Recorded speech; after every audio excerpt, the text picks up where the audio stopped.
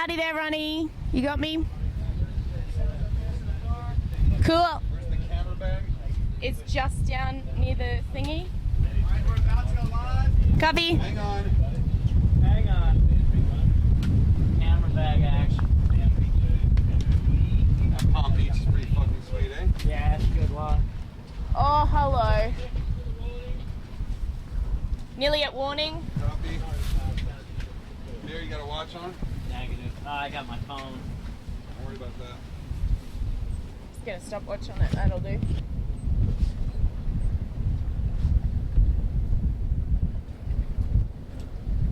Set on 5 already.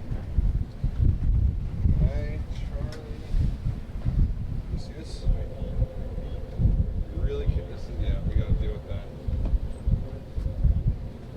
We're within 5 here. I thought we were just almost at the 5. No, it's the warning flag is up right now. Oh, it is. It's actually within 4. You ready, Ronnie? Yeah, we're live. Okay.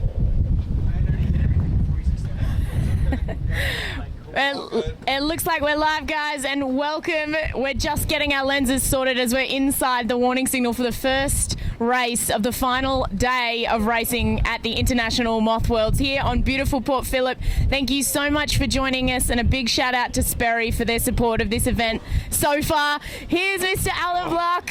We're ready to rock. You excited? We're ready to rock, Nick. That was a little bit stressful. We got a massive crowd on shore, and as usual, it means the internet system blows out a little bit, and tough to get off the dock even with this big chop and big breeze.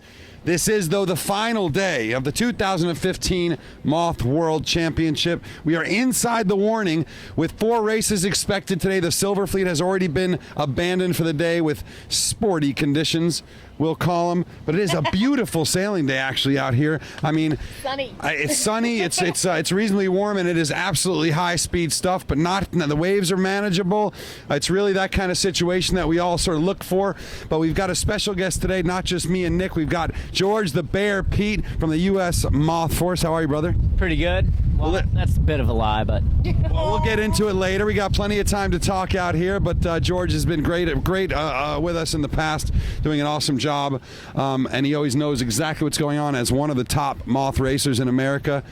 So anyways, as we said, a huge shout out to all you guys who've been watching and helping and giving us feedback and sharing. It's been a really, really fun week, and we've got them all over the world, and the numbers just keep going up. We are giving away 5 more of these awesome hats today. Maybe 4, because I think Bear might have earned one. Yeah, so we're gonna just keep listening. In between race 1 and 2, we're gonna come up with a cool contest, and we're gonna give away 4 more hats thanks to Line Honors Yacht Racing Outfitters. Our good friend Bobby Hillier, they're out there at the Chicago Boat and RV Show. And and if you're in Chicago, remember the Winter Anarchy Party is going to be on again this year. So we've got 2:30 to a start here. As you know already, Pete Burling with a commanding lead, but by no means is it over. This is a gear-breaking day, and 1 gear failure will end your regatta at this point. I think that's fair to say, Nick. So I'm going to go have a look around and see if everything's sorted out, and maybe do a little taping up on the HDMI cable, which is perilously close to pulling out. Indeed, this is the Perpetual Beep Show Productions after all, but having a great time out here, and as you can see, we've got the guys lining up just towards the boat end now of this start. And Bear, what he sees, he's pretty good at telling. yeah, let's get Bear on the mic, I think. What would you be doing to set up for this start, Bear? minute 50 right now. I'd be trying not to capsize would be the biggest thing. Right now it's windy enough and the waves are just big enough that if you capsize right now, there's a pretty good chance that you're going to have water on your wings and your boat's going to be a little bit swamped and you're not going to get going. So right now, and I'd also be trying to jockey for a bit of a clear space, especially to leeward, because in the waves, it's a little bit harder to get going, and one bad wave over top of your wing bars and onto your boat, you know, is 30 to 50 liters of water, so an extra 50 kg. Yeah. And you're not going to get going. So I'd be trying to find a gap and just keep it all under control at the moment. It's we might sort of here. I'm going to take the camera, but it's looking really interesting here. We've got a little bit of a pack happening at the boat. It does look boat favored to me, but Tom Slingsby's to leeward of the pack. He told me this morning that he was going to be starting at the pin every race today because he's going to make sure he doesn't have any more letters on his scorecard.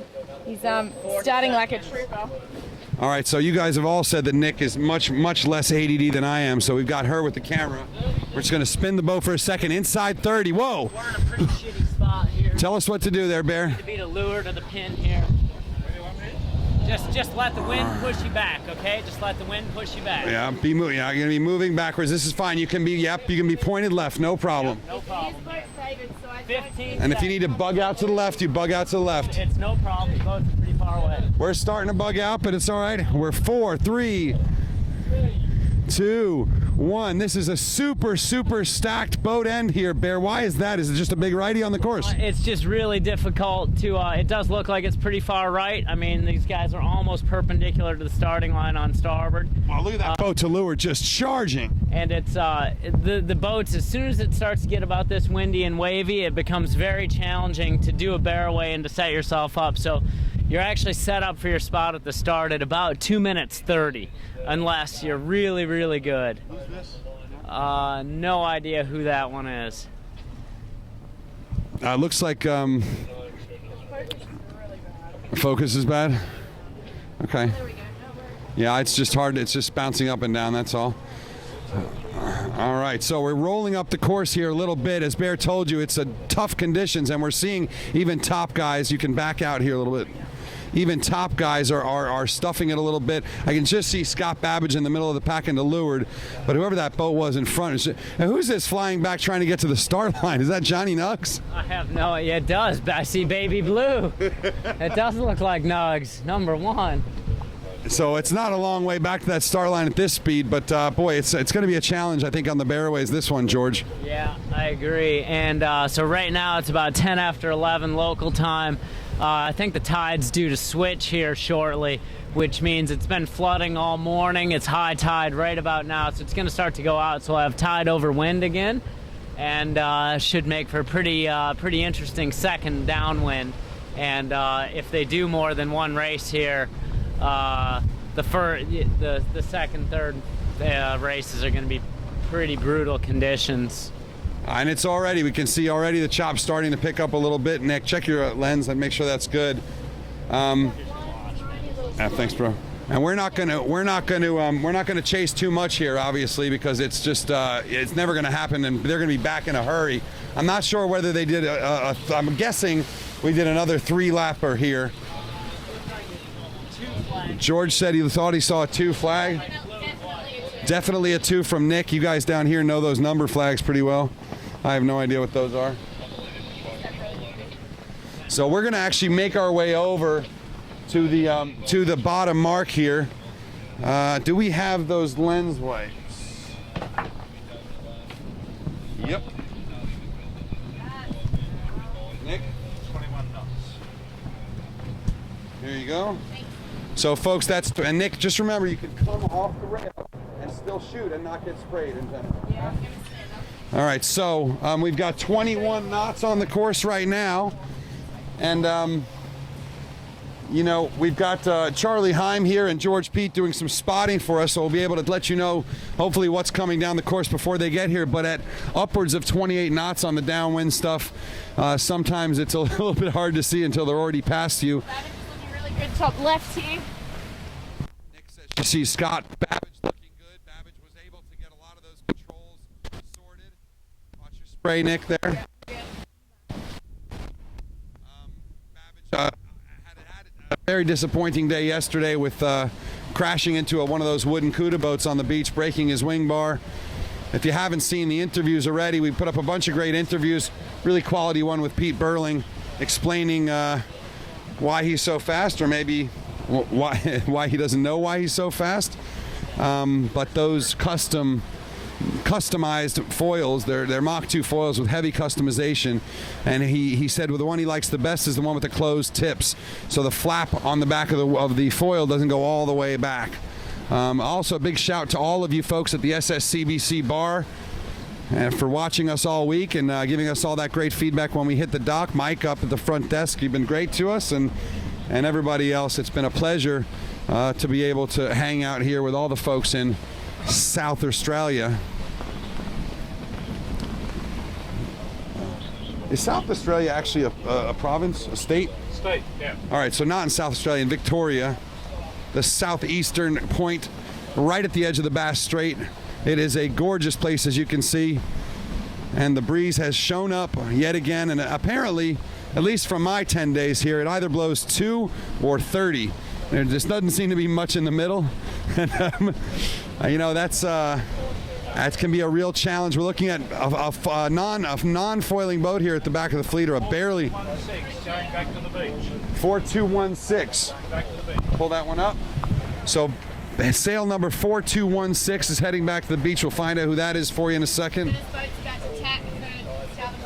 First boat is tacking for the starboard ley line right now. You can see got about 2 to 3 foot waves maybe right now. Wind is about 18 to 20 knots. And these are going to be very, very quick races. And there goes the tack. You won't really see it all that way off, but trust us, that blur in the far ground is a boat tacking. Charlie Connor, so our second place junior world leader is going in, and that's interesting because the Red Luff leads. That might be Tom Slingsby. We know he's been the fastest boat going upwind all week, and when he can hold it together, he's even pretty quick downwind.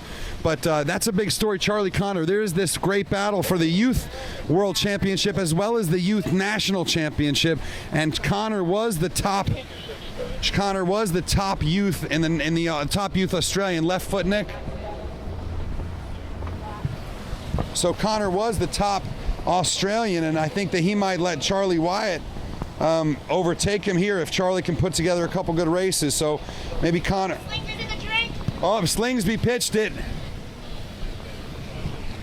Slingsby's got his big foil on today because he still doesn't have that small foil. Keep watching your screen. Today. Keep watching your screen. Yeah, I am watching the screen. Okay. But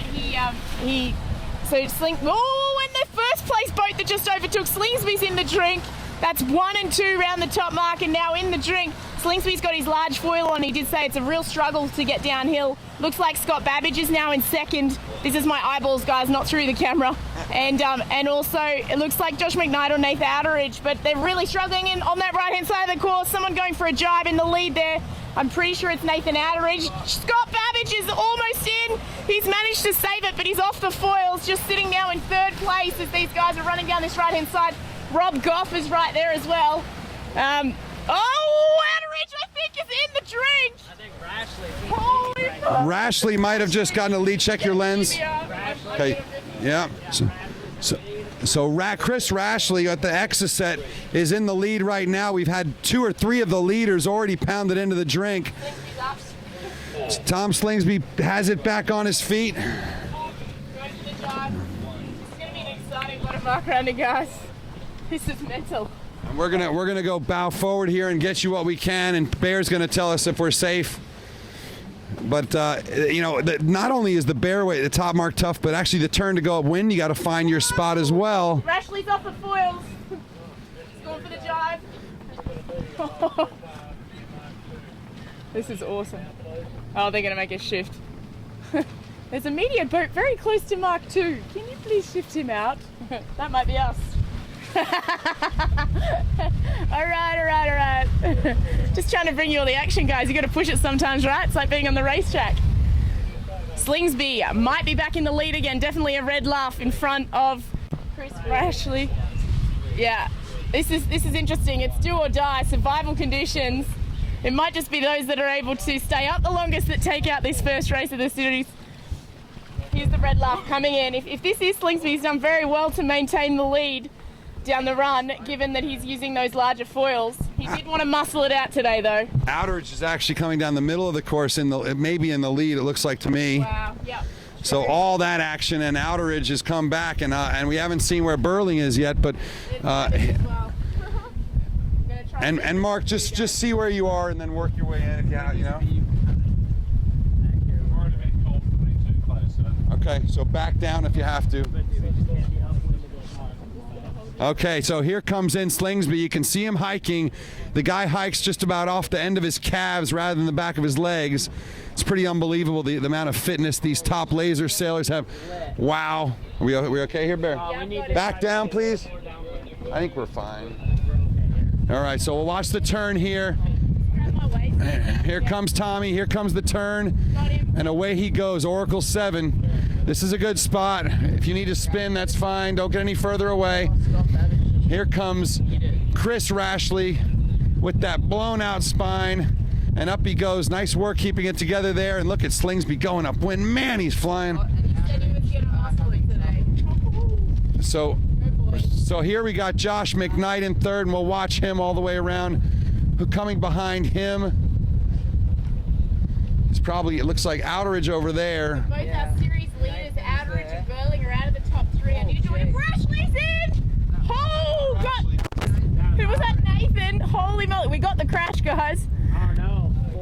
Arno Saraphagus around in fourth, the top Swiss. Definitely Nathan Outeridge. And Chris Rast, another Swiss coming around. Don't get any further away here. Nathan is still in the drink. He's just getting back onto board his boat now. For those who are watching, I've got Nathan Outeridge on the screen. He's in second position. We haven't seen Peter Burling yet, so he's still leading Peter Burling. Now here's a heavy air specialist, Big Rob Goff, the first master from Tasmania. Nate's just got his jive into leeward. Watch the spray, move back, Nick. Yeah. Gonna catch some spray from the, Okay. Bumpy, guys. So here comes Rob Goff around. We're just real far away here. We can push it. Oh, look at that. That is tight right there. That's Sweden. Bam! Down goes Nils, and around him goes Nathan Outeridge. Cool, Bear. Right on. That's where the Moth rules should probably change. Like the cup rules, right? And go more like ice boat, where inside's inside, because as soon as you're wound up in that gust, your only out is to go down, otherwise you just crash. Yeah, and that's what they figured on the cup boats, and you saw there Babbage doing the cardinal no-no and trying to come inside. It's always the wrong move. We've heard it from all the Mothies. Whenever there's trouble, you always go around the outside. The rules should be changed, and I think this Worlds may make that happen. Can we maybe do a circle and try and get back there? So here comes Burling. We're just going to spin. Thank you. Sorry. So we're just doing a little spin here, and Burling is coming around now. And now you can just go bow forward here. And there you go, and just kind of maintain. All right, back we are now. Here comes Draper. So the fairly light Chris Draper holding it together nicely, arcing it up there around the mark. Beautiful work there. And we missed, and big Kyle Langford, one of the biggest boys out here, taking it up. No dramas for these boys. You can probably just kind of do this, you know? Whoa, that's Lee McMillan. And Lee been performing really well all week despite having very little time in the boat. And just behind Lee, who do we got? Is that AMAC? No? This is the guy who was leading the whole first beat, who's 42.05. Oh! AMAC. And so 4,300, that's Andrew McDougall. He loves the breeze. Dave Lister coming on strong, going around the outside. Bam, that's how it's done. I'm with Lister. So Lister takes AMAC down. AMAC still trying to get it going again. There he goes. And then we don't know. This is the guy who was leading? No, he's right up here. This is the guy who was like a quarter mile. Got you, ahead of the yeah. start. I don't know what happened to him. 42.05, Australia. Okay, that's better. Is that Jacko? Who's this? Stephen Thomas. Okay, down here 39.77. Just down here, New Zealand 42.29. Just getting it going. It was a really good crash there. Whoa! Big one at the mark there. Is that Dino? 42.29. Gosh, hard work, guys. Sorry, I'm trying to keep this stable as I can. Yeah, no, look, everyone knows it's bumpy here, and we're not going to get too close to these guys. You see, they're just going every which way. But, Bear, you think they'll keep them out here much longer after this race? I mean, especially once the tide turns? I have no idea, man. Nothing has been predictable in this place, and I've been here for 2.5 weeks, and every time I try to make an educated guess about anything, I was pretty wrong. That was Dean Barker going around. Oh, another nice one. That's Kohei. Can't shoot like this, Mark. Rowan Veal comes around. And also in the Silver Fleet, interestingly enough, the 3 top boats in the Silver Fleet were are Swiss. So that's kind of interesting. Paul Goodison with a nice big stack down the bottom. Another one here, 37-17 going over. And this is just carnage. That looks like... And so is Couta, and I still haven't seen Bora. So. Yeah, Couta well in the back here. But, you know, they're not actually that far down with all these boats that are stacking up. If you can just keep it together. And Anthony, very good at sailing, fairly consistent and conservative. Coming around here in 30, is that Alistair from Ireland? He stacked it. Here comes Tomas Freddy. Hey, Bear, how hard is it, like this rounding up off this reach? It just looks incredibly tricky. It's really tricky because... you know, like I said, your only out really is down once you get really powered up. You know, if you're below 90 degrees. Oh. Boom. And, whoa boy, flying real high. Is this reach, Mark, just doesn't make a lot of sense for these boats in this breeze? Yeah, I'm not a real fan of it. I'd much prefer to see a gate spread a little further apart. But the Australians seem to think this is safer and this is the route they like to go, so that's what we're doing. And I can promise you, if we have regattas in the U.S., you'll see a leeward gate and not this reach leg. I think they're too worried about counting boats and the placings rather than safety. And I'm not sure that they've actually put as much thought into this as they say they have. Yeah, fair enough, Bear. And there's no question that the vast majority of the crashes that we've seen have been on this reach mark, either to the finish or right here on the bottom rounding. So the boats are not designed to reach along. They're designed to go upwind and downwind, and they just don't have the right amount. What do you got going on here? What do you see? I'm just laughing at your remarks and just kind of reminiscing in my head here about every time I've come to Australia. It's always just been a hang-on. There's always been a hang-on reach at some stage, and at least we've done away with the P and the Z courses, which my inaugural Moth Worlds back in 2008 in Weymouth, we were doing these P courses where you sail upwind and it's a reach to make that outer part of the P, and then a flat run to a gate or leeward mark. And you know, those were even longer reaches, and it was a very similar regatta to this one where, you know, there wasn't a lot of sailing, even though we were there for 2.5 weeks, and big storms and tons of wind, and it was it shared a lot of similarities, except I'm much happier being in Australia rather than England. Well, and especially too now that the boats are getting even more upwind downwind oriented with these rake controls. With these leeward canters, like the boats are just getting more and more powerful downwind, and that means this reach stuff. I think the only safe way is going to be down just to the right of the committee boat. Agreed. And to, you know, sort of bow forward and turn angled right a little bit. They do those marks so that when they come around the top mark, they don't crash into each other when they're going downwind, so there's a gap. Yeah, I know why they do it, but they just don't work because the boats don't reach. Yeah. You know, they're fine in light air, but in heavy air it just doesn't work. All right, so this is boats going around the mark still on that first lap, but I think the leader's already coming in near the finish. Whoa, there's a big stack. Who's that, Patty? Patrick Wilson. Stay on him. He's trying to go upwind, and boom. Couldn't pull off. So we're going to get in position here to shoot the finish, but yeah, Patty Wilson with a nice one. And Patty and great, he told me this regatta really made him know that he's got to come and do Japan. Nick, this needs to go in back right, guys. So if you're just joining us, this is just past the first leg in the 2015 International Moth World Championship, Sorrento, Australia, on the Mornington Peninsula. Chris RASHLE. Race winner is actually coming in already. This whole race was, I don't know, 17 minutes or something. It's Chris RASHLE. He's going to win his first race of the week. It's this big gust oh, look at this. Puff on and There he goes. Chris RASHLE takes the first race of the final day here. And it looks like they're sending him in. That is it. The race is over. The day is over. Josh McKnight is going to come in, and this may well catapult him ahead in the standings. If Josh McKnight comes across, he is the first Australian in this final race. He will move up in the standings. We don't know what that's going to do to the overall. and Nathan, if Nathan beats Pete by more than 8 points, then he wins. If Nathan Outteridge beats Pete Burling more than 8 points, we think Nathan Outteridge wins the Worlds, guys.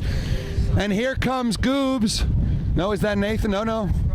That's Rob Goff. That's 4. Whoa! 3rd and 4th. Goff is 5th. Goff is 5th. We haven't seen Nathan yet, but if Nathan beats Pete Burling by 8 points, we believe that Nathan will retain the world title. Unless it's more than 7, in which case I think you'll find that Pete Burling. Josh McKnight can still numerically win it here as well. Oh, here comes Nathan. Nathan is coming in with a head of steam on. We still haven't seen Burling.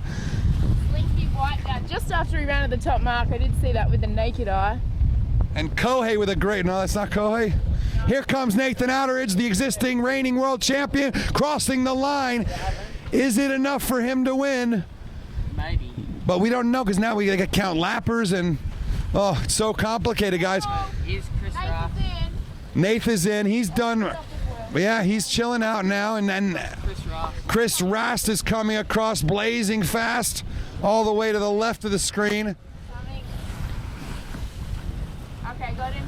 Keep it together, Rast. Come on. Here comes Rast. He's not a big guy. Here comes that reach.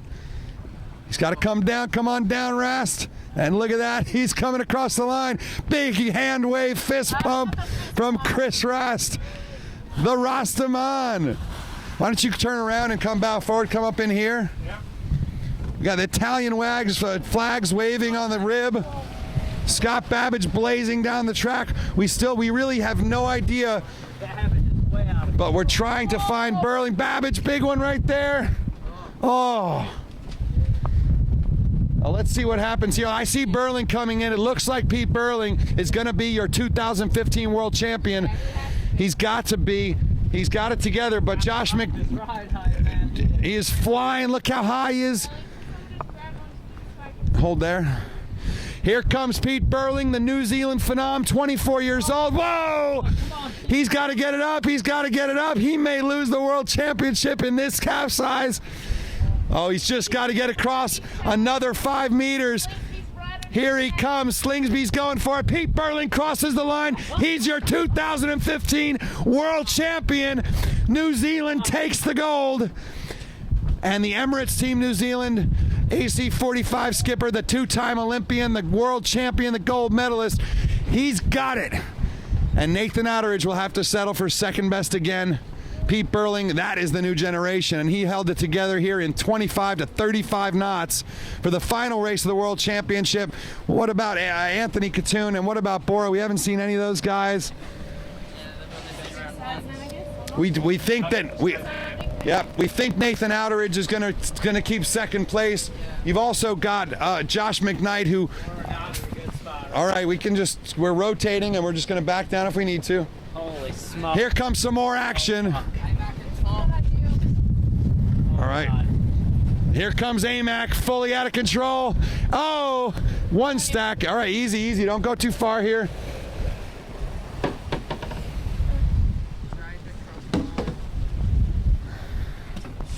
This is just full mayhem. We promised you mayhem. We promised you chaos. This is full chaos and full noise. What's happening? Which side do you want me on? Just come over here. Bear, watch so. For a little while. I'll call you. You can come. Yeah, you can come in here behind the committee boat if you want, and go past it if you want, if that feels safer to you. Yeah, I'll just keep transiting the committee boat. Yeah. Okay? We got another one coming across. Hiroki's coming here. There he goes. The samurai makes it up across the line and dumps it in. Oh, and that's just a I want to chill out and stop because I'm terrified move. That's Kyle Langford, isn't it? Kyle Langford, Dave Lister. And they can still go around. Yeah. Oh, this is so complicated, folks. We're sorry that the Moth class really doesn't allow you to figure out who's the winner in conditions like this. We don't copy. We're going to spin one. That right there is Nico Retch, I think. Yep. Little spin here. Who's that? Harry Miles. Second number. Harry had a great, you coming across, Nick? Yeah. Harry had a great catch on the committee boat yesterday. But it is impossible for us to know actually how these points played out. We know Josh McKnight was within striking distance of Nathan Outeridge. He was only a couple points back. This is really interesting. It's hard to... There comes a Japanese flyer. Really interesting to see that there's just no way to know, but it's very possible that Josh McKnight got second place here at the World Championship. We're not sure yet, but he had a great race there, just blazing fast. We do think that the top three will be Pete Burling for the gold medal, and then either Nathan Outeridge or Josh McKnight for the silver. Looks like who's this? This Bora down here? Well, that's Horton, isn't it? Andy Horton. Smiling his way around, and yeah, boy, I'll tell you, we're sorry we can't bring you three more races in this stuff, but I think everyone realizes that if the tide's about to change and it's already this bad, it's only going to get worse. And the Port Phillip Bay, I think, proved to everyone that it's more than enough for most sailors to handle. Nick, spin around for a second and just shoot this windsurfer. Show you something that's intended for this kind of breeze. See, under control, nice and fast, nice and smooth. And that's the right size sail for this stuff. And we'll go back to some finish action for you. Who is this? Any idea? Is that no red tramp? So that won't be Matt.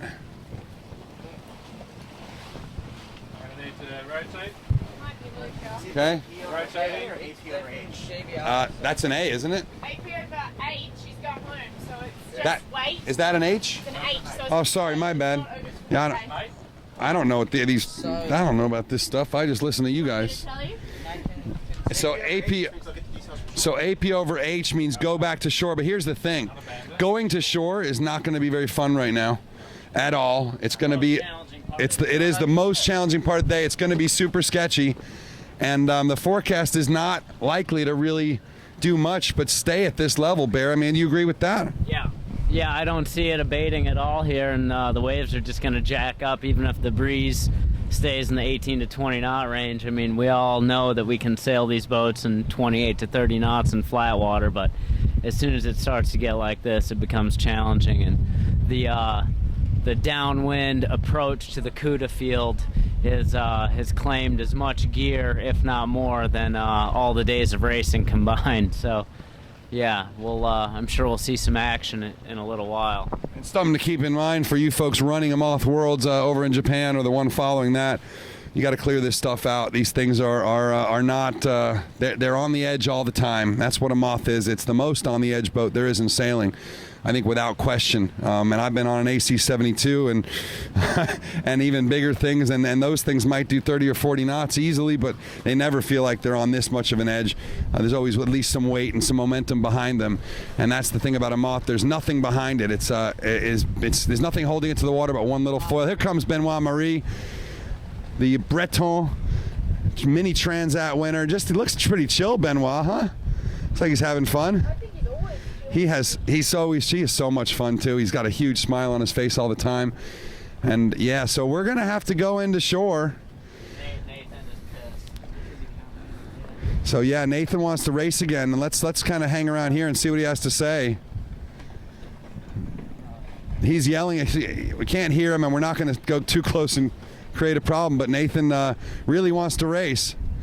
He's pissed. He just lost. He's saying, "Come on!" He's saying, "Come on! Let's go racing! Let's go racing!" What are you doing? This is perfect. Let's go racing.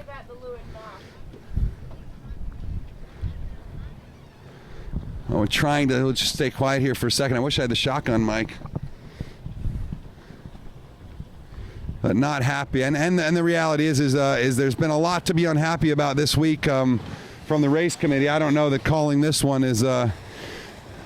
There's our CNN crew that ran over Bora yesterday, and then abandoned a racer that was begging for help. I'm really annoyed a little bit with some of the media out here. It kind of sucks. I wrote this on the front page, but kind of sucks that we're the responsible ones, and that it's CNN and it's Bo Outeridge that are hurting people's races. And not even really apologizing for it, and in fact going into the room and saying it wasn't their fault, and it's just a travesty. So go ahead and let CNN know that you're really unhappy with those guys. Here comes some more action. There is Tomas Freddy coming through the line, and we've got another American boat down here with his sail all the way out. What's going on there? Broken boom, Bear? Broken boom. Yep, snap boom there on 37. That's Swiss. That's Switzerland. Sorry, I thought it was American. So a snap boom there.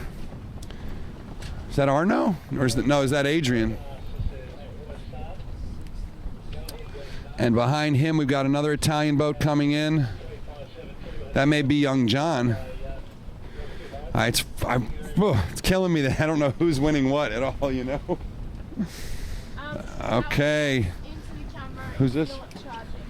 Copy. What's the battery look like? 40 minutes. Copy. So here comes a little more action. Is that Goobs all the way back here? Is that, yeah, so there's Ian Jensen just coming down through the line. David Hollake. That was David Hollake. People definitely got dominated in this race. Oh my God, just completely role reversed here. Who do we got down here, Bear? Couta coming in. So this race for Anthony, I think it keeps him in the top 10. I'm not sure. We got Bora trying to make it downwind. Is that Bora that just put in the piss there? Yeah, I got his crash. He's just around the bow there, yeah. Fuck, he needs to get it going here. Every point counts to try to still get a sail number for the next year here. Top 10, get a sail number, right? Yeah, exactly. That's usually the goal coming to one of these. So you see Nathan with the Aus 1, that's because he was first last year and so on, and Rashley with GBR2. So there, Bora, I was keeping on Bora here, please. Yeah, at this point, should we talk about why Mr. Bear's on board? No, we don't need to talk about that. We just need and just know that Mr. Bear sacrifices everything for his tuning partner, Bora, and his heterosexual life partner, you know. All right, Bora just put it in again. Here comes Paul Goodison. Look at him flying through. Whoa. It's all right. It's all right. We're watching it. Oh. Oh, and he eats it. Right, just in time. Just make sure we can keep filming Bora. Bora's trying to finish. He's been trying to finish for 2 minutes now. The lactic acid is building up in the muscles. It's just. I don't think there's much lactic acid. I think there's a lot of frustration. It's been a frustrating week for really all of American racers here. America has had a bit of a beat down this And here week. comes Bora. Let's see if there we go through the line. That's more like it. And away he goes. So Bora gets a finish. Will he get into the top 10? We don't know. With some of the gear failures out there, I don't know that I ever saw Slingers cross the line. Did you? Yeah, he did. Oh, he did. Where did he finish? He finished just with Around 6th Babbage. with Babbage. Okay, No, he was with Pete Burling. with Burling. All right. Yeah, he finished just behind Burling. Yeah, he ate it just around the top mark, Mr. Slingsby. Gosh, he was blistering up that first work, though. So it's I think it's pretty safe to say over the course of the week that there are two standouts in terms of boat speed upwind, Tom Slingsby, downwind, Pete Burling. Anyone else really stand out to you, Bear?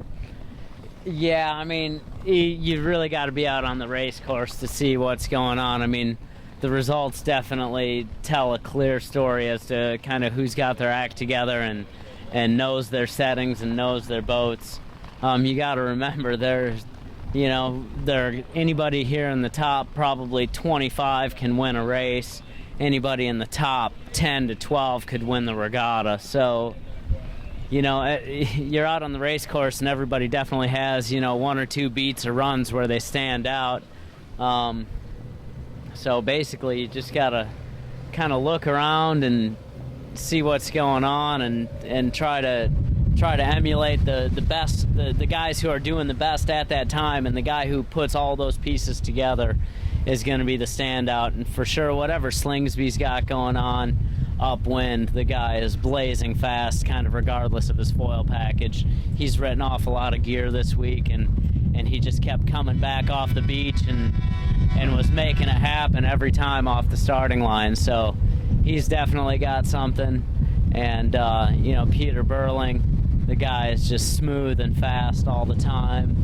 Nathan, always a contender. You know, he and Goobs are both working on their boats and foils a lot throughout the week.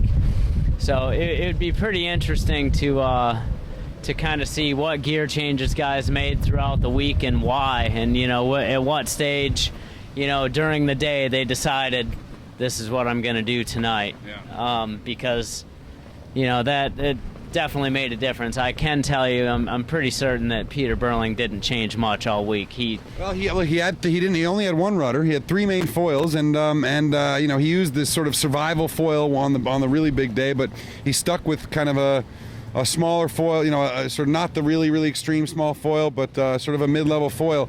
But what he said is that the one that he liked the most is the one with the closed ends, you know, which is like the samurai foil kind of thing, where you've got a lot more twist and a lot along the span of the flap. Well, basically, especially for these guys who are really strong, like Pete Burling and Slingsby, and you know, the bigger guys who can really throw down some power. The tips, if they aren't fixed, the flap of the foil in the end will tend to go like this, which then the flap will flutter, and that's incredibly slow. I could sail with a foil that doesn't have fixed tips, and that wouldn't really happen to me until probably, you know, 20 knots. Those of wind speed, those guys can throw down enough power where, you know, they can bend the end of that flap off the body of the foil in 12 knots upwind because they can generate so much power. However, in lighter air, the bigger guys also need to have that flap that can go all the way down for the entire span of the foil to generate enough lift to actually get out of the water. So, you know, the bigger guys have to kind of they've got a bit more of a balancing act on their hands with the foil selection.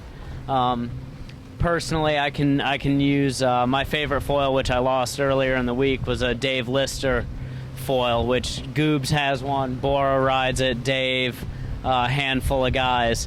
And the way I had that one set up with a pretty limited flap range, because I'm lighter, I don't need to have it depressed really far in the light conditions.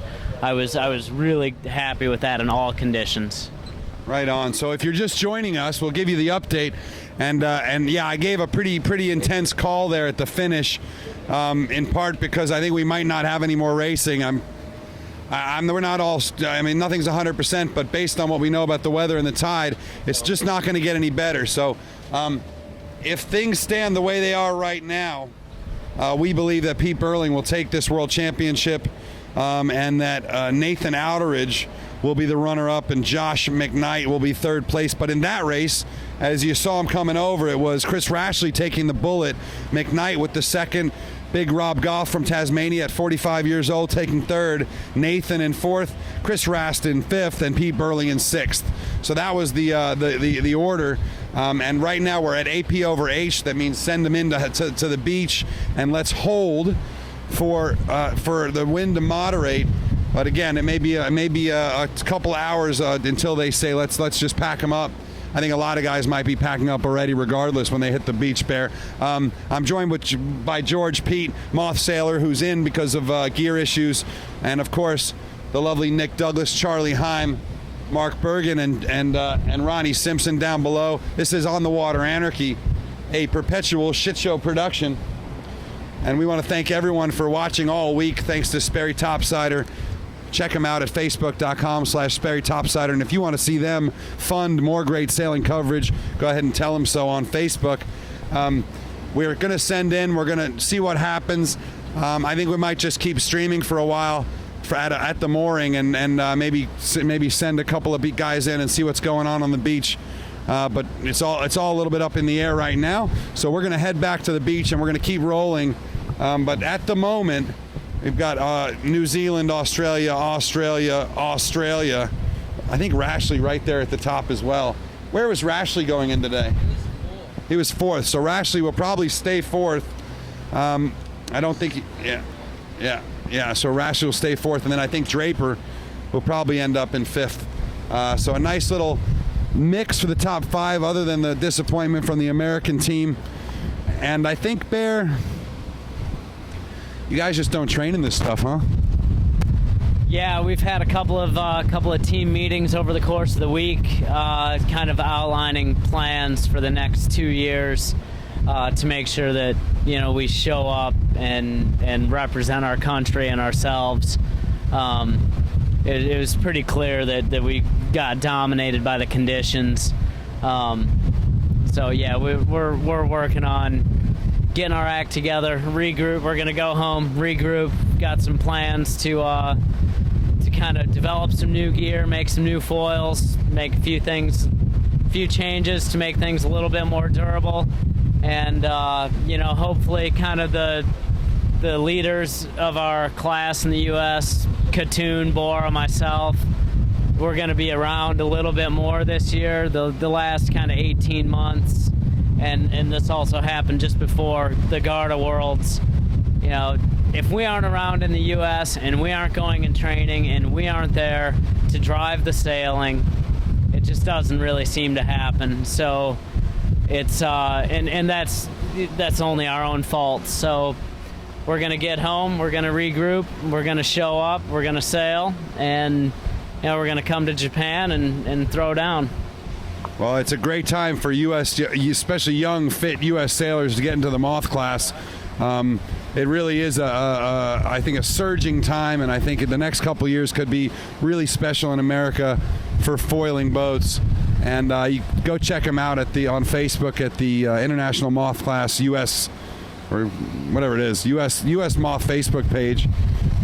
Let's go ahead and tell you what you need to do to win some hats. Number 1, we're going to give you a Facebook scavenger hunt, okay? That means here's what you got to do. And get your pens and paper ready, as if anyone uses a pen and paper anymore. You have to go and like the following Facebook pages. Ready? International Moth Class, Moth Worlds, U.S. Moth Class, Sailing Anarchy, Sperry Topsider, Line Honors Yacht Racing Outfitters, Sorrento Sailing Couta Boat Club, Adventures of a Sailor Girl, Taurus and Marine. What else? Velocitech. No. And Charlie Hebdo, the magazine. You need to go on CNN's Facebook page and post "Don't Run Over Sailors." You need to go on Bo Outeridge's Facebook page and go, "Don't force U.S. sailors to stack in front of you." Are you writing all this down? I'm not writing all this down, but I know what I'm saying, and I can just go back and watch it again. That's what makes it so wonderful. What else can we make you do? You got to go and post up in the forums and make sure you register at the Sailing Anarchy forums. That's forums.sailinganarchy.com, and post up the following. CNN, please don't run over sailors. What else can we do here? Huh? Become friends with Charlie Haim, Haim, right? Is it Charles or Charlie? All right, Charlie. So I think that's about 15 Facebook pages now. Charlie's gonna, because he just won a shirt today, so Charlie's actually gonna be the one that goes through and checks if you did all that stuff. And the first 4 of you that do that and that he finds, we're gonna send shirts to, thanks to Line Honors Yacht Racing Outfitters and Sperry Topsider, guys. So there's your scavenger hunt of the day. And yeah, we have a little fun out here with the whole media boat stuff, but it's really hard to bring you this stuff. Mark has done a phenomenal job this week. So you get a little shot of Mark there. He's done a phenomenal job this week with keeping us out of trouble. And it is so hard. And we're really, really disappointed that a couple of media boats have made a serious problem for boats in this fleet. They've affected the results in big ways. They've affected the wallets and the time frame and how late people are staying up, and destroyed good stuff. And it's just a shame to see. And yes, it happens. But when it happens, the right move is to stand up and say, I'm sorry, and I'll fix it. And that's not happened here. Well, let's talk about this for a minute. It's only going to become a bigger problem as our sport gains popularity and people demand to see it outside of the sailing venue. So we have to have media boats. So if you're a chase boat driver, if you're a volunteer at your yacht club, if you're coaching someone and you're new to coaching or driving a powerboat, seek out the professionals in the environment and ask them questions. There will be no shame in doing that, and the more questions you ask and the more responsible you try to be on the water with the positioning of your powerboat and looking out for people on the race course and trying to preserve the integrity of the racing for the sailors, the more respect you will demand and garner from all of the rest of the coaches and the athletes. And if there aren't any coaches or powerboat drivers or anyone who you trust in asking, find the top guys in the fleet. Draw a diagram on a piece of paper. Ask them, where should I be? What's the no-go zone? Because it's different for every class. It's just like being at a ski race or any other type of high-speed, extreme type of sport, because there are crash zones, there are fallout zones, there are safe zones, there are certain distances and there are certain conditions that allow for all different types of positioning. And it's not always clear for people, you know, where they should be and how they should be operating their boat, how they should rescue a boat, so on. So if you're one of these people, if you're a parent, a coach, anyone who has the opportunity or maybe in a position to drive a chase boat or a media boat, just ask and probably start at the top of the leaderboard, because those are the guys who know what happens with the people who aren't good in the boat and who aren't good at controlling their sailboats, and they're also the guys who know where the boats are going to go when they're under control. I'm gonna take it a step further and say, you know, in the vast majority of similar classes, you can do similar things. If you're shooting sport boats, they all do similar things and sail similar angles, and you know where you're at. And you do one, and then you always should talk to the top guys, like Bear says. Always talk to the experienced guys. But you know, you do that, it's one thing. If you do J24s or sort of slower keel boats, it's another thing. If you're doing skiffs, it's another thing. If you're doing cats, it's another thing. This is something completely different from all of them. There are things in common with all those fleets. For instance, in a Moth class, in moderate air, you can't do the thing that we all do, which is go 3 boat lengths off the line, you know, bow forward and shoot them, because they're going to come right through you and slice you in half. And that's completely unique to this class. Another thing is, at the top mark, you can't be just sort of 3 boat lengths up and in between the marks, because they have to pick their spot what they bear off. They may come way above the top mark, and that's part of their course. And you're never going to know that unless you ask these guys. But the most important thing I have to tell everyone here, and I've learned it the hard way, and I think this race committee has too, but whether you're race management, event direction, race committee, media staff, it really doesn't matter what. Do not think that you know what you're doing when it comes to this class. We've seen these race officers get humiliated over and over again because they come in and think that running a 49er Worlds or a Tornado Worlds or whatever is like running a Moth Worlds. I can guarantee you, if you do that, or if you're the event director and you decide to bring in your guy, your awesome guy, because he's your guy, just stop it. Just don't think you can do it, okay? Call up Anderson Reggio. Call up the Dutch guy, the young Dutch guy that runs the Delta Lloyd Regatta. Call up one of the very few guys that knows what they're doing and ask them if they'll come work for you. Because if you pull in, you know, some guy who's been doing this for 30 years and he thinks he knows what he's doing and he doesn't want to hear from anyone because he's been doing this forever, and we all know that that's a lot of race officers, you're going to get spanked. And if you're a good guy that drives the coach boat and you think you know what you're doing and it's your rib and it's awesome and you're ready, don't. There's no reason to be defensive or arrogant in this stuff. It's just you just gotta do what it takes and be humble and pass it along. This is the weirdest thing I've ever said in my life.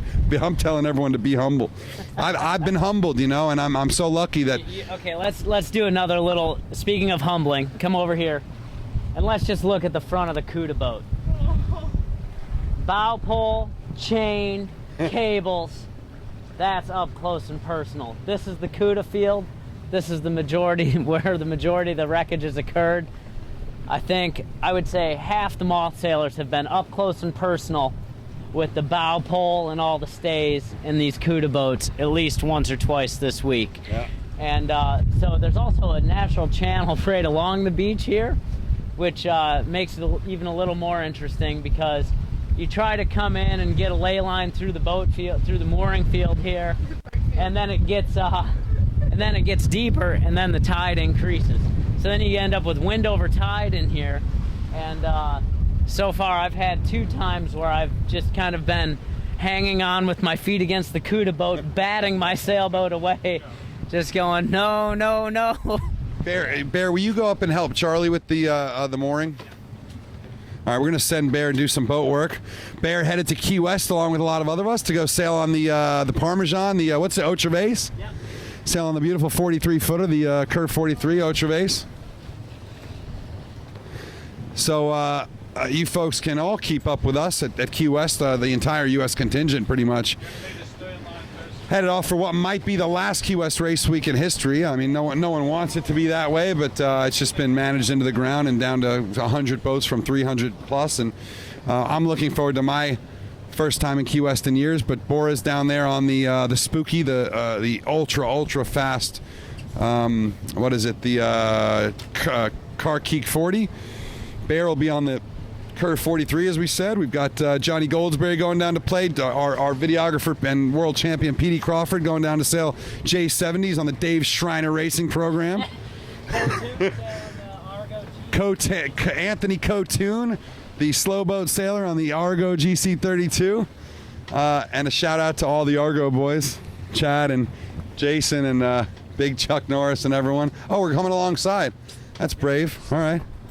So we're going to come alongside and we're going to keep streaming here for a while and try and get the story for you from the race committee. But in the meantime, Nick, you've been holding the camera for an hour now. Let's switch it up here so I can put the plug back in. And why don't you let me know what you thought about that stuff today? Oh, just lots of action, and as you saw probably on the camera work, if you were watching earlier, it was incredibly rough conditions for everyone on the racetrack. It was hard for us here on the media boat, so you can only imagine what it's like to be a racer in those conditions. We saw Nathan Outeridge exceptionally frustrated in not being able to continue racing. A few people were like that. I think we're just going to sit the camera down and I'll just have a chat. Awesome. But yeah, it's even difficult for us to dock right now. I'm going to assist whilst chatting to you guys. But we definitely saw a switch up in the results all the way through as well. Tom Slingsby led around the top mark, closely followed by what we could work out was Nathan Outeridge as well as Rob Goff. And plenty of wipeouts meant for plenty of changing up in the results. This whole regatta essentially has been about the extremes, as Colleen mentioned and as Bear was chatting about as well. And that's where scorecards often look really, really interesting. And I made a note in the forum last night, actually, that Peter Burling has really been a standout downwind in the extremes. It would be interesting to see what happened if they did finish upwind or if there was a gate involved, as Bear said. I mean, even a different course configuration could really affect the results in an extreme regatta such as this. But when you're talking about extremes, there's bigger opportunities to make gains, but there's bigger opportunities to lose. And today, going out onto the racetrack, it wasn't really anybody's world championship to win. It was Pete Burling's world championship to lose. He really had to mess up badly. Not to say that it's not all over yet. There is an AP over H, which means that the sailors are ashore, but doesn't mean that racing's over for the day. It just means that the race committee essentially have the racing on hold. So we will have to see what happens, but I mean, every time that we've come ashore this week, it really hasn't given us the opportunity to go out again. So there may be some frustrated sailors who do want to race and do need to race, but Pete Burling is sitting pretty at the moment at the top of the leaderboard. So we will get you an up-to-date score sheet as soon as we can and keep you posted on that. I can see Mr. Peter Crawford wandering out. Bye, Bear. Thank you. just waving goodbye to Bear. Big shout out to him. You'll have to post your comments about how awesome it was to have Bear in the forum. I mean, just adding a whole nother element of caliber to the commentary today. Really great to have him involved. And he's we've got a really interesting interview coming up in a sec, apparently, listeners, so make sure you stay tuned. Even though we're not out on the racetrack, we'll be bringing you as much content as we can, as we have done all week, with great thanks to Sperry Topsider and everybody who's been listening and tuning in and being a part of the broadcast. Woohoo! That's how windy it is in the cabin, guys. We've got pages blowing around. Excellent. We needed a bit of power. That's good to see. Look who that is. It's Mr. Petey Crawford. Petey Crawford. Looking like he's on the front cover of a brochure. I want you to for Frank Raisin. Frank Raisin. First moth sailor, first foiling moth sailor ever. Wow. Raisin like the grape. Raisin like the raisin. We call them sultanas. Uh-oh, we're having battery issues. Oh no. Well, maybe. Yeah. Oh, there we go. Okay. We do have power. Right. We do have internet.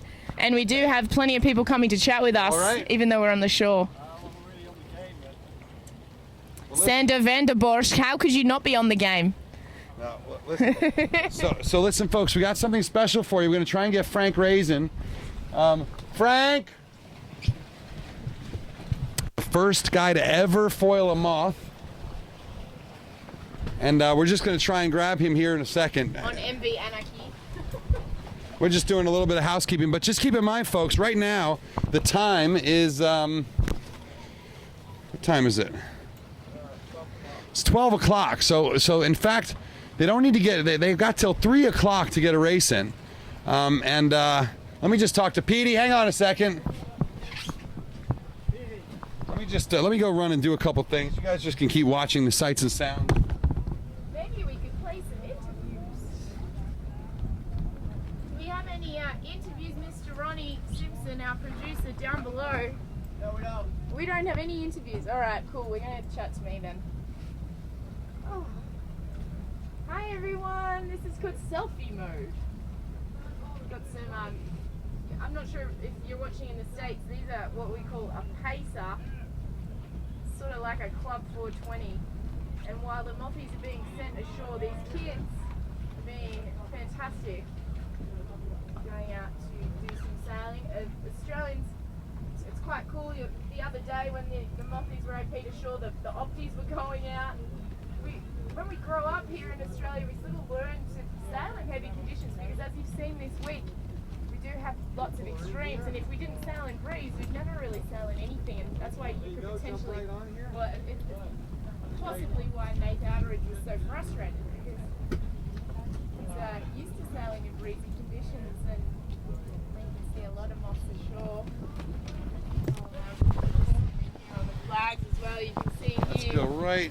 That we've got the AP over A for the silver fleet, and just now an AP ashore for the gold fleet, which indicates a 30-minute time limit. So when that AP ashore comes down, if the race committee chooses, they can start a race within 30 minutes of dropping that AP ashore. So Ronnie, we got Frank. We're going to roll into it. Championship's over. But You look great. You look great. Here, let's just get you. There you go. Beauty. All right, Nick. Spin it around. We've got another guest star.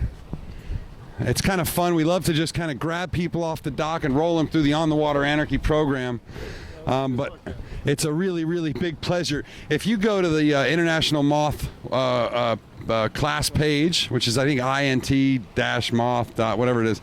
But if you go to the International Moth page and you go and scroll through the all the articles, you'll find a picture from 1974. And I had 72, sorry. And you'll find a boat first ever foiling Moth, and I had no idea about this until yesterday. I thought the first one was in the 90s with Brett Burville, but it turns out that this man, Frank Raisin, actually foiled a scow moth more than 25 years before the modern era of foiling began. Frank, welcome to Sailing Anarchy. Oh, thank you. Yeah, good pleasure to be here. All right, so tell us first about that boat and how you decided to make it and what it did. Yeah, well, I was a member of the Amateur Yacht Research Society, so and they're into foils and multi-hulls, and I'd had a go at the championships, national championships in the Moths with my scow moth. I'd bought the Queensland Champion Moth, but I came nowhere. And before I was going overseas, I thought I'd see if I could get it on foils. I thought a racing dinghy should be able to do this. I was aware that various other boats had, but Not a lot of them, though. I mean, sort of a few multi-hulls and... yeah, about that stage, perhaps half a dozen in the world, I thought. At least it had photographs. But yeah, so with a bit of fiddling, bit of good Australian hardwood, bit of elbow grease with a plane, I finally achieved it. Now, is this your first chance of seeing a World Championship foiling moth fleet? Oh yeah. I couldn't miss this. What's your impression compared to what you created all those years ago to today? Carbon fibre rules. Yeah, it's just amazing. The technology, the way it's come together, the refinement, it's just amazing. I guess it's the sort of thing that I hoped for, but obviously was a long way away from. But yeah, just to clarify, if you just Google or search first flying moth, it comes up. You'll find the article there. Little grainy picture, right? Oh, very much so. It's a box brownie in grey and grey. My mate had a colour photo camera, little box camera. Yeah, but you can see daylight under the hull, so it definitely foiled. And what kind of speed would that boat do would you estimate? Yeah, well, that was before GPSs, but there was a Mark II Moth tooling around there, and I could hold him when I was on foils. Of course, off the foils, the sabo beat me. But no, it was a blast. Well, that's pretty impressive stuff, Frank. And what about now? You think you want to have a go on one of these things? Oh, yeah, but I'm an old man, hey. I think I'd break. Yeah, I'd love to. All right, well, hopefully one of these days you'll get out there, and you got this scow fleet as well of the Moths, and they're still going, huh? Yeah, I see that, yeah. I wasn't aware they were doing that, but that's pretty much like what my boat was, a scow. And the wings had just come in, so we see wings on some of these. I didn't have wings, but yeah, it was a nice little boat. The Moth is just an amazing class. It is amazing. It is amazing. And back then, did you think the future of sailing would be foiling? Tell the truth, I did really, yes. Oh, look, in my wildest fantasies, I could imagine foiling across Bass Strait. But it'll be done. I think Rob Goff has already said he wants to do it. Rob from Tasmania. Yeah. Look, it's the potential is there. Guys get it together. They can do it. It'll be a few-hour trip, right? Oh yeah. Pick the right window. Yeah. Problem is that here in Australia, as we've seen all week, the window can close in a hurry. Yes. Well, we are in the 40s. Where they call it the Roaring 40s. It's pretty variable down here. Well, it's been roaring all week, and it was roaring today, and maybe we'll get another chance to see some roaring. Frank, thank you for coming by. It's a real pleasure. It's a real pleasure. Honestly, it's great to see a guy that's half a century ahead of his time, you know? Oh, well, thanks for that. Yeah, that's a boost from the old age. You got it. Let's pull you in here. You can stick around if you like, or we can kick you off. It's up to you. Yeah. Let's pull you in here. There we go. There's some sailing. There's some boats that are made for this stuff. Look at that. That is called a pacer. And that's the kids program. Amazing. Crash All right. hats and all. All right. Have life jackets. Careful. Yep. There you go. Thanks, Frank. Thank you. All right. Always fun here on the On the Water Anarchy program.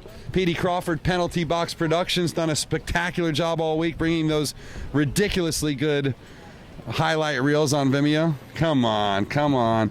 And we will have for you a short highlight reel tonight, after which point we will... I don't think there's going to be any more sailing. I just heard Peter kind of brief some race committee people here that they've been checking some wind readings around. They kind of pulled the sailors, and there's not a whole lot of interest to get, except for like Nathan. I think. Yeah. Nathan's probably the only one who really wants to go out, and I think he let them have it earlier, but whatever.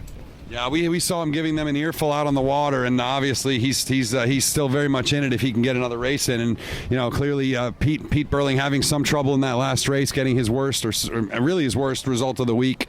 Yeah, it's he got no, it was a 6.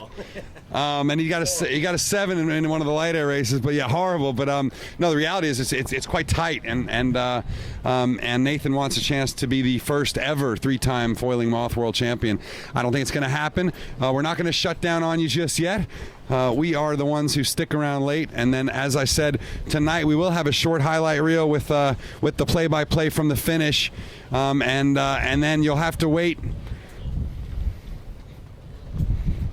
It's on camera. Well, we got Key West Race Week next week. Not exactly a whole lot of edit time there, but I would say 10 days. All right. So you folks may know what we do in the high-end world of superstar videography and sailing. We're not satisfied with these crappy little newsreels.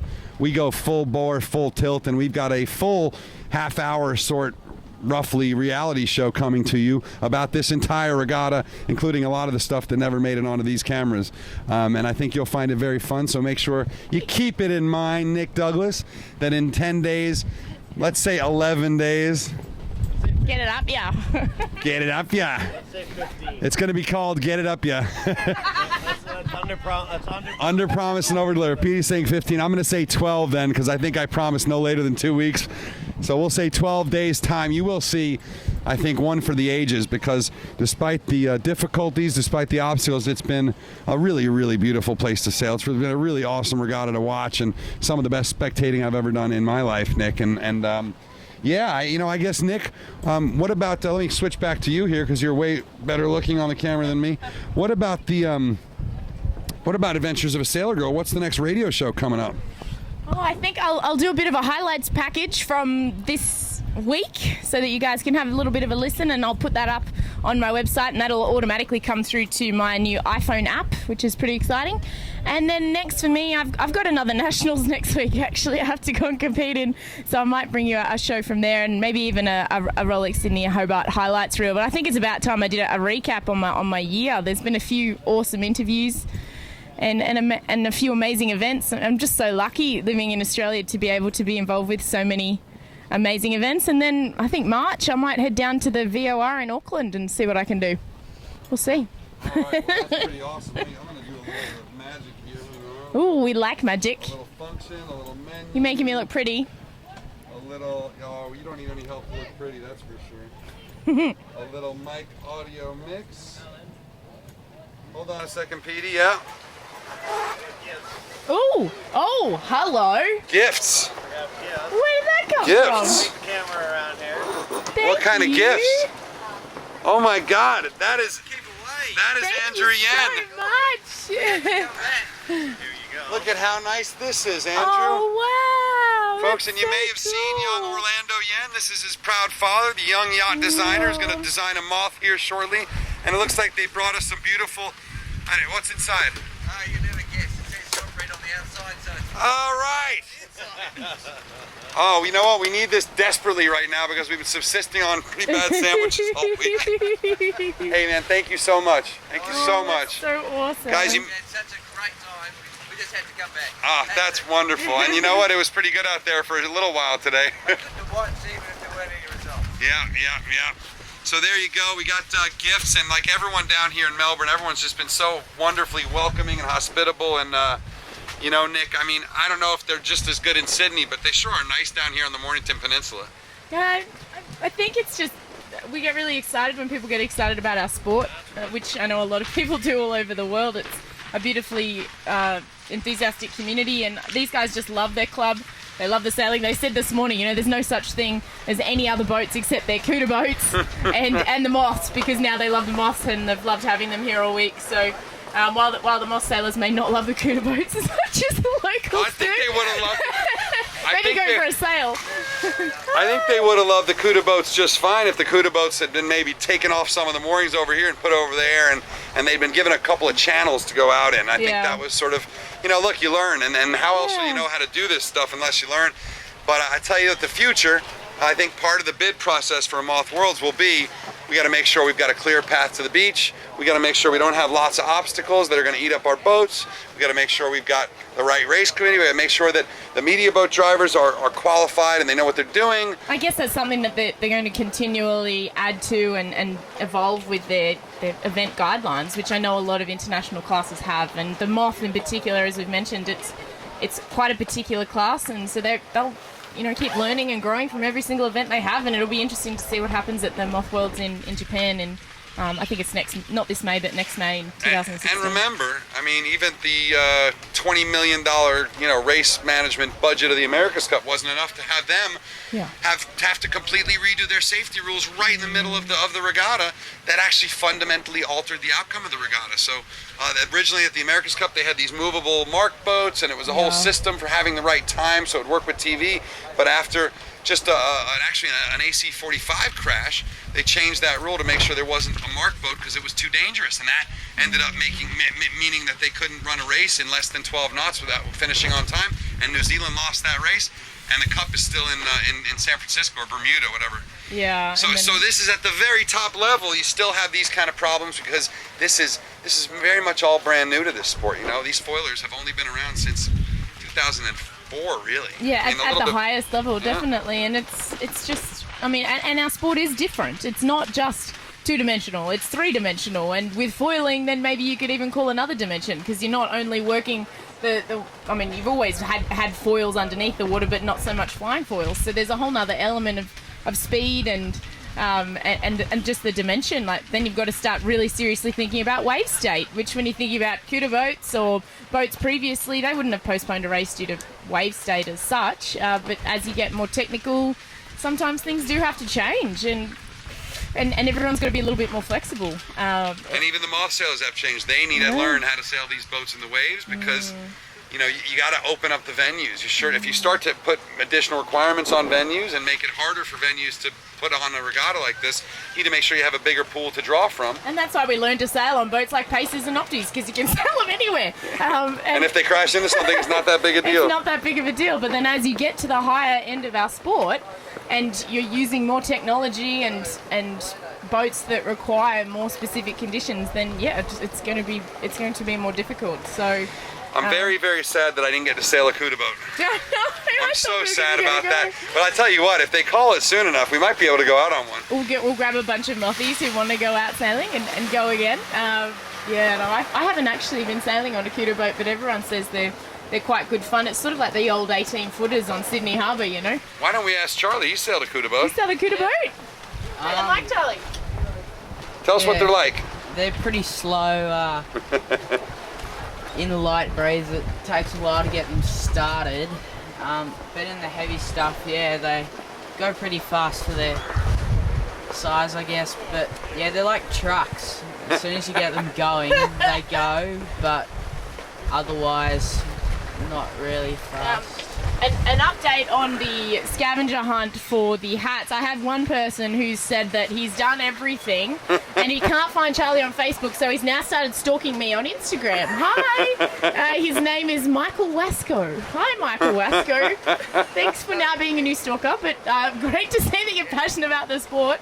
And we'll have to get Charlie to start maybe trawling through and seeing how many people have actually followed all of those 50,000 million instructions that I'm going to use. I love scavenger hunts. I think that'll probably be the most watched segment of the YouTube clip today. Apart from the awesome crashes that were happening. I tell you what, Frank Raisin's pretty good too. I was shocked to find out that I've been saying the wrong thing for the entire week. That in fact 25 years before Brett Burville's Perth double foiler, the catamaran foiler with the foils that came out of the wings that was made illegal, but 25 years earlier that this guy was out there with a timber-built scow with timber foils. That's so cool, and he isn't was it? getting it up and sailing it off the water. It's pretty amazing, huh? Imagine the fairing involved to get some timber foils happening. And it's almost like, if you look at it, it's almost like there's another hull under the boat. Wow. Yeah, but apparently it worked, and apparently he's able to move it pretty quickly. Yeah, wow, that's awesome.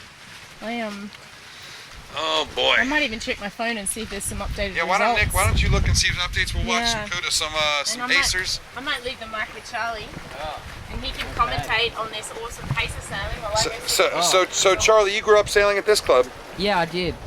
and so this club, Sorrento Sailing Couta Boat Club, you've got a big junior program in the summer, right?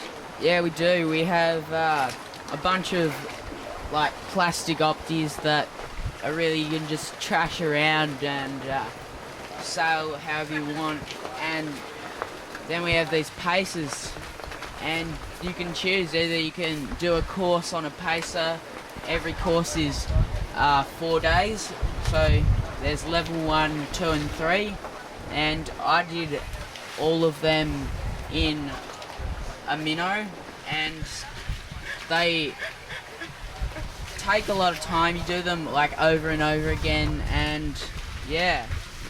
And So then you is, start I mean, a lot of kids here. I mean, it looks like Yeah. it's just absolutely packed. Do you think it looks good for the next generation of racers down from the Yeah. Mornington Peninsula? It does, and then as soon as you get a bit older and you start getting into like the laser and stuff like that, this Team Sorrento, which you start doing like race training, club races, and yeah, it just gets a bit more serious. That's really, really cool, and it's great to see a club that's doing so well in Australia, and I think youth sailing in Australia doing quite well.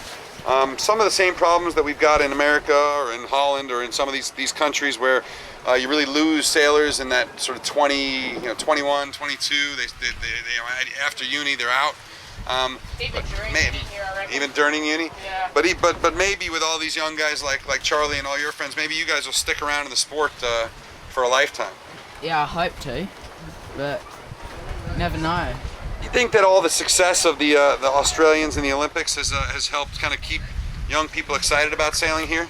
Yeah, it has. Well, last Olympics, sailing was our best sport, Australia. So I think it's just give everyone a lift, just to kind of go, well, we're pretty good, so why don't we just keep on pushing? Well, if you don't have a future in pro sailing, you got a future in commentating. You're certainly welcome back with the On the Water Anarchy crew. Look at all these Cheers. kids. Yeah. And anyway, we're going to make a little bit of an effort to stream the awards to you live. I don't know if it's going to work, but we'll do it anyway. See if we can make it work. Finally, on the final day, we're having some connectivity issues, maybe because it's coming on the weekend and there's about 20,000 more people down here than there were yesterday. But at the moment, we are still under AP over H in a holding pattern and bouncing around here on the dock.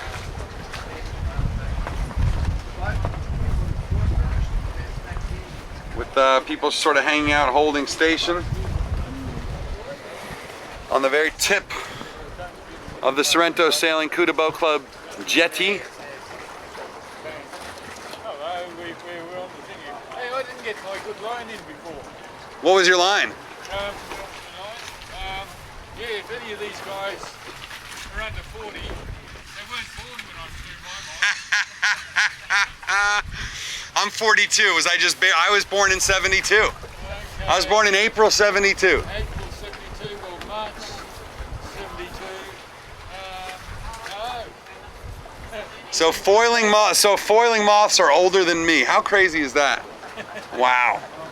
Here comes the Pacers. There's some action. They're having a great time, aren't they? Oh yeah, look at that, huh? This is what they should do. Now let me get out of the way. But on the beach, you see a lot of dismantling going on.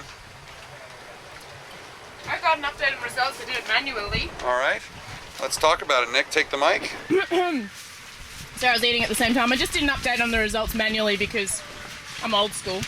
I did it with a pen and a piece of paper. Technology.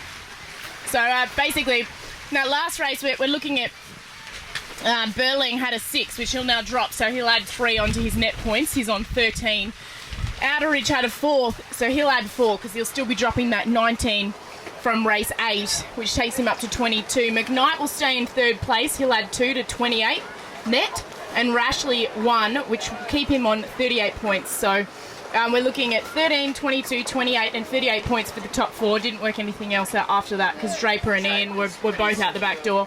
Draper's pretty secure in 5th as well, but he'll probably drop that result that he just had. I can't actually remember what he came, but it's still a 9-point lead that Burling has on Outeridge. It's going to be quite difficult for Outeridge to make up that gap unless they get 2 races as such. So, I mean, the longer we're here and we're postponed to shore, the harder it is going to be for Outeridge. That being said, though, Nick, in these conditions, if they do go out, breakage is absolutely a possibility for anyone in the fleet. And we just saw that Peter Burling had a 6, which is very uncharacteristic. That's now become his drop. So he's, regardless, he's now sitting on a drop. So if he's sitting on shore and they do go out again, I mean, he's been Mr. Cool this entire regatta, but it would be really interesting to see if he'll get shaken up by having that 6th when Nathan was in front of him on the 4th with quite a few stacks under his belt. So, I mean, it's still all to play. We've got to wait and see what happens, but they're the scores as they sit right now for our 1st to 4th. Go ahead and elaborate on that 6. Was he off the pace, or was he just playing it safe and trying to get a consistent score?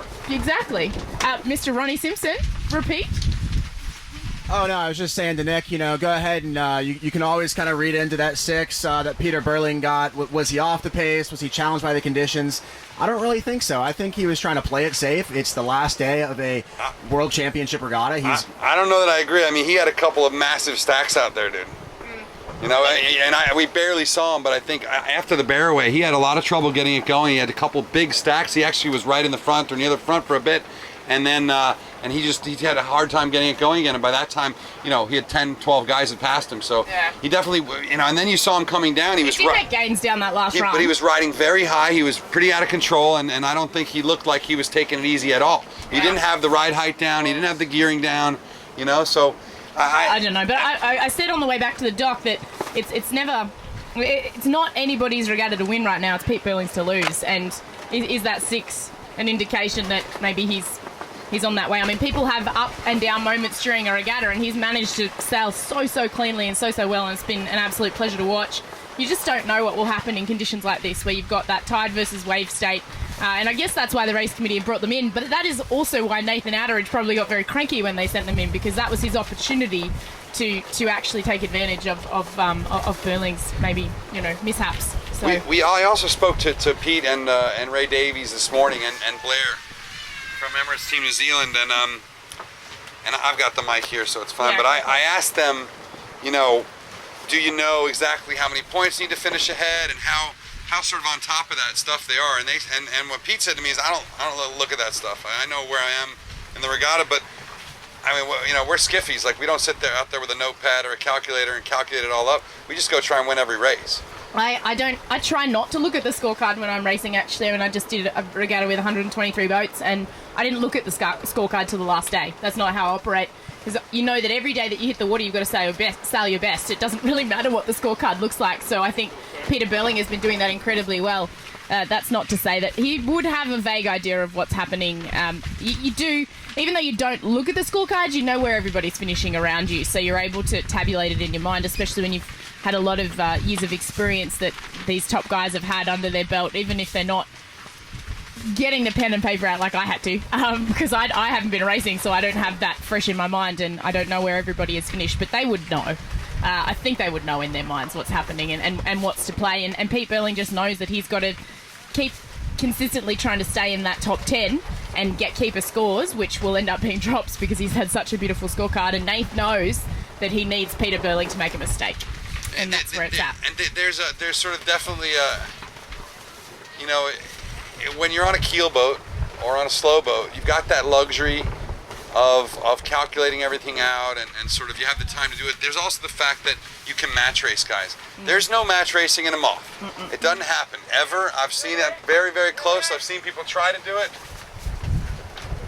Sorry, just having a look at the yelling. But it's never happened, and obviously they're just not built for it. So Yeah, I think it would just doesn't- result in more carnage than gain, and so it's not really the way to go. Do you reckon you could match race a Moth, Ronnie?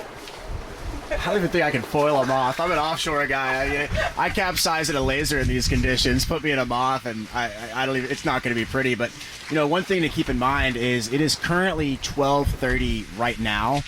It's going to take those guys 30 minutes to get sorted, almost an hour to get out to the course. It's already going to be 2 o'clock by that point if they said go right now. And right now the breeze is not abated. The tide is still building, and there's a 3 o'clock limit. If they don't get another race off, you cannot have a warning signal for a race after 1500 today, being the final race of the regatta. So every moment that passes, this is looking more and more like I think Peter Burling's going to win. And but maybe what you're already saying now is that they're not going to get more than one race away. Well, if they do get a race away. If they do get a race away, it's actually almost more interesting than if they get 2 races away. Because if they get 1 more race away and something happens to Peter Burling, then there'd be no more drops allowed, and Nathan Otteridge could have a great result and maybe make up those 9 points that he's behind. But if they got 2 races away today, then you would introduce 1 more drop, and that would just open up a lot more variables, and I think make it almost look more concrete for Peter Burling, because he'd be able to drop his bad score in the next race if he had a bad score. So yeah, still a lot of variables, but I think it's really looking with the conditions like Peter's gonna get this thing. We'll have to wait and see. Why don't we send Nick off to go and get some intel? Because she's really good at running down the intel. I don't know what it is. Must be the pigtails. We want you to bring back the race committee in the top 5. I think Nick can sort that out. I mean, bring back someone if you want to. I'm not that concerned about it, but we'd love to have obviously some interviews out here. It's always good, but we definitely would love to get some more intel. We'll give it a go. If you can find a race committee, that'd be awesome too. I'm just gonna take this with me. I was gonna open it actually, and I wanted it. Well, here. Why don't you let's. I'll shoot you opening it. This is Anyway, the coolest thing, and I really like how they've written the A. Like they've even got the A right for the Anarchy. Like look at that. Now we're gonna have a story going on the front page of Sailing Anarchy about young Orlando Yen, and there he is actually right there. There's young Orlando right there. It looks like he's got a yeah. Anyway, we got a good story about Orlando going up on the front page. As we said, 6 years old, he started designing a yacht with the help of Robert Perry, mentoring him over the internet. Robert Perry, the great yacht designer from the Pacific Northwest, mentoring him. He's coming on strong. He built his own scout. Now he's designing a Moth. So he's got a nice little this. It's the cutest kid you ever saw. And he's got the passion, and his father is fostering it. Thank you so much to Mr. Clean and the Sailing Anarchy team for great coverage of the Moth Worlds 2015. Orlando and Andrew. That's really cool stuff. I mean, it just warms the cockles of your heart. And I'm going to have a couple of these, and then I'll send you off, and you can bribe people with them, Nick. Do you know how cool it's going to be? I'm just thinking about this, Clean, and Meredith may or may not be awake, but how cool is it going to be when you've got a little tacker who's trying to like build little media sites? Yeah. A little tacker trying to build little media sites and wanting to approach people to, build foiling Couta boats. I'm telling you what, this kid's gonna be something, and hopefully I'll have a little girl coming along that's gonna want to stand up with a microphone like Nick does. Let's check him out. Let's see what these Scottish shortbreads are like. So Clean, when you grow your own crew, what's the family choice for a racing boat? 2-person racing boat or a 3-person? I think if I was gonna get a monohull right now and race it with my family, it'd probably be a VX1. They're the best. Yeah. Shout out to Yorkie. Hi, Yorkie. I'll cheer to Brian Bennett, who's probably watching this. He's probably up in Chicago at the very cold I've boat only show. got the Aussie version. I haven't met Brian Bennett. Hi, Brian Bennett. But yeah, Ronnie, I think if I was going to have a boat right now, it'd be, to take the regattas and go have fun racing and just have a low-effort boat, I'd have a VX because they're just so easy to pull around. They're super quick. I think if I had a bigger family, it's hard to beat the Melgus 24. I still think it's the best sport boat in the world. It's the one that started my career in this world of sailing, and the one that got me to ask my wife to marry her after she did a very windy Key West week, and she proved that she could do anything, which is hike a Melgus 24 down in 30 knots of cold northerly. And look good doing it. Yeah. So that's very important. yeah, I think but at the same time, I love multi-hulls, and they're really, really hard to not fall in love with the speed and stability of a nice multi-hull. And those little Wettas look like a lot of fun. It's kind of, with a little kid, that'd be a lot of fun to have a little kid sitting there on a really stable trimaran like a Wetta with you. There's a lot of great boats out there right now, Ronnie, and I think especially in America right now with the economy recovering nicely, sailing is on the uptick. We talked about Key West being down, but that's an old regatta being run by sort of out of touch people that are a little stuck in the past. The regattas that are modern, the regattas that are sort of embracing social media and that have been pushing for the younger, faster, more fun crowd, they're the ones experiencing all the growth. And it's multi-hulls and it's sport boats and it's almost all one design, and it's These things. Couta boats. Moths. and moths too. Moths are they're still kind of a blip on the radar, but they make a big impact. You've only got sort of 20 or 30 moths racing at the U.S. events down in Key Largo. Thank you, my friend. You're a good man. You've only got 20 or 30 of these moths, but man, they make a splash, and when people see them, they just go crazy for them. And you've got the F-18s doing well too. You've got the A-Cats doing very well, thanks in part to Peter Johnstone down at the Gunboat Factory in Wanchese, North Carolina, or Wanchese, I never know how to say that. But the gunboats themselves, even at the top end, you've got 12 of these gunboats, 55s coming out. We'll be down actually in St. Martin covering them for Sailing Anarchy, I think, as well in just a couple months. But these gunboats, so even the wealthy are coming in with passion and enthusiasm to do some really fun sailing. So instead of just kind of champagne, wear the white cap sailing, you've got a way to go racing on a luxury, cruising boat. So I think across the board, sailing is getting really exciting. It's just a pleasure to be part of it, Ronnie. And what about in the offshore world? We've all been watching your sort of endeavors for the past couple of years or few years, and how do we get? We've seen the Atlantic Cup, and shout out to Juliana and all you guys out on the East Coast. But how do we get the offshore thing really rolling in the United States? Well, that all kind of ties into one of the reasons why I'm right here working with you, Alan, here in Melbourne, and also over in France at the Vendée Globe. I think it's that if we can tell the stories of these exciting offshore races and inshore races for that matter, but especially with the offshore races, stuff like the Vendée Globe and the Mini Transat and everything else, I think it's creating some public awareness in the U.S. is going to be the big key, I think, because the boats are there, the boats are cool, the competition's there, the venues are there, all the circuits are there. All the keys are there, all the building blocks to make offshore ocean sailing a very sort of attainable and recognized and viewable sport that is going to have mass market appeal. Everything, I think, is already there. And with the Volvo Ocean Race, I think they're putting things together and constantly getting better with their outside online TV. They're doing some 30-minute weekly shows, and that's the Life at the Extreme, isn't it? Yeah, Life at the Extreme, exactly. So I really think the key is just to tell the stories that are already happening, because there are great stories that are already happening, and if you actually follow it, I'm a bit biased, but it's just incredibly exciting and captivating stuff.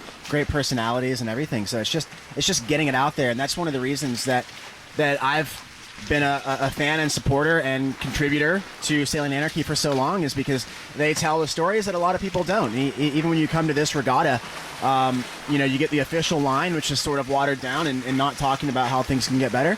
And then you get the Sailing Anarchy angle, which is to actually tell the exciting stories that are there. And that's one thing that I think it's this new media, and I know that you're a big sort of proponent of that, is this new sailing media, and getting with the technology that we have, is just getting all the information out there. I'm also pretty excited to see that the Volvo has embraced it so much, and I think they're having their own teething pains, as we all do, but they've really, I think, seized on the fact that it's the stories, it's the characters that matter, and from sport to sport, no one went and watched biking because biking was exciting. They went and watched biking because, first Greg LeMond and then Lance Armstrong were these extremely charismatic and polarizing and interesting characters. No one watched sailing in the 80s because of sailing 12 meters was exciting because it was dull as snot. But Dennis Conner was loud and brash, and he became a hero and really an emblem of America. I think some of the guys we've been down here focusing on, even the characters like Johnny Goldsberry, phenomenal pro sailor, but always a character, always trying to just, you see him jump on these kids and absolutely bring them to his boats. He's spreading it. It's like a virus of love for sailing. and all the way across the fleet.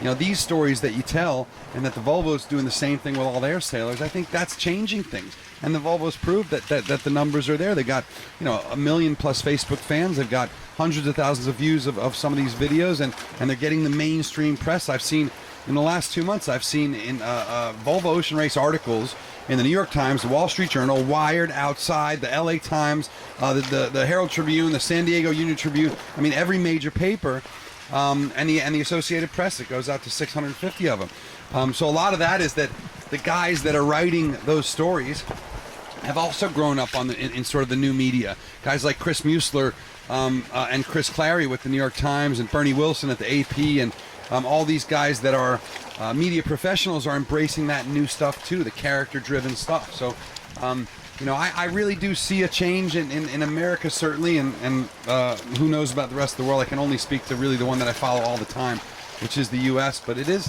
one of the biggest markets in the world for this stuff. And you know, as these things hit, I mean, the reason the Hobie Cat, the first Hobie 14 sold whatever 140,000 boats it did wasn't the world, it was America. And the reason the Laser exploded the way it was America. And yes, now they're a worldwide phenomenon, and now there's little of that stuff in America, but I think the time is right for it to happen again. And it might be this new AMAC product, the builder of the Mach 2 Moth, Andrew McDougall. He's got a new one coming out, and it's called the Wasp. And it's something special. There's not a lot we can tell you about it just yet because the AMAC's being pretty quiet. Aluminium. Right. So the basics are pretty simple. The boat's fiberglass. Yep. With alloy foils. Has no stays. No stays at all. It's a freestanding rig, and it's a heavier boat, but it's a boat that's designed to be able to foil for guys as big as me or as small as Nick. You know. You know, and one thing I like about this new Wasp concept, or just the concept of a mass market, mass production, affordable, attainable foiling dinghy, is that, you know, you look at the America's Cup, and as many problems as the America's Cup does have, and we all know about those problems, you know, you did see when guys started wearing helmets, wetsuits, and going 45 knots flying off the water, people started to pay attention. When you stop going 11 knots upwind in a 70-foot boat, you know, it gets out of that sort of Winston Thurgood III sort of drinking champagne and blue blazer establishment. When the boats become a bit more, you know, X Games, and they become fast, they flip. I mean, everyone loves to see carnage, and not that we ever want to see anyone get hurt, but when the boats actually become exciting, not only to race, but also to watch, I think that's when people start to pay attention. And I know just after the America's Cup footage last year, with America's Cup 34, you know, that was the first time I can really recall of the entire nation in America actually really paying attention to a sailboat, kind of in this modern day and age. And I think that when you do get the Wasp, which again is going to be sport, and as we can see, Nick Douglas has Ray Davies on board. We've got Rowan Veal. Oh, he's got Rowan. Oh, Rowan Veal. He got cut in half by Goodison on that last race. Rowan, come on, buddy. He's just going to wash his Rowan boots off. Mr. Rowan Veal. Oh, well done, Nick Douglas.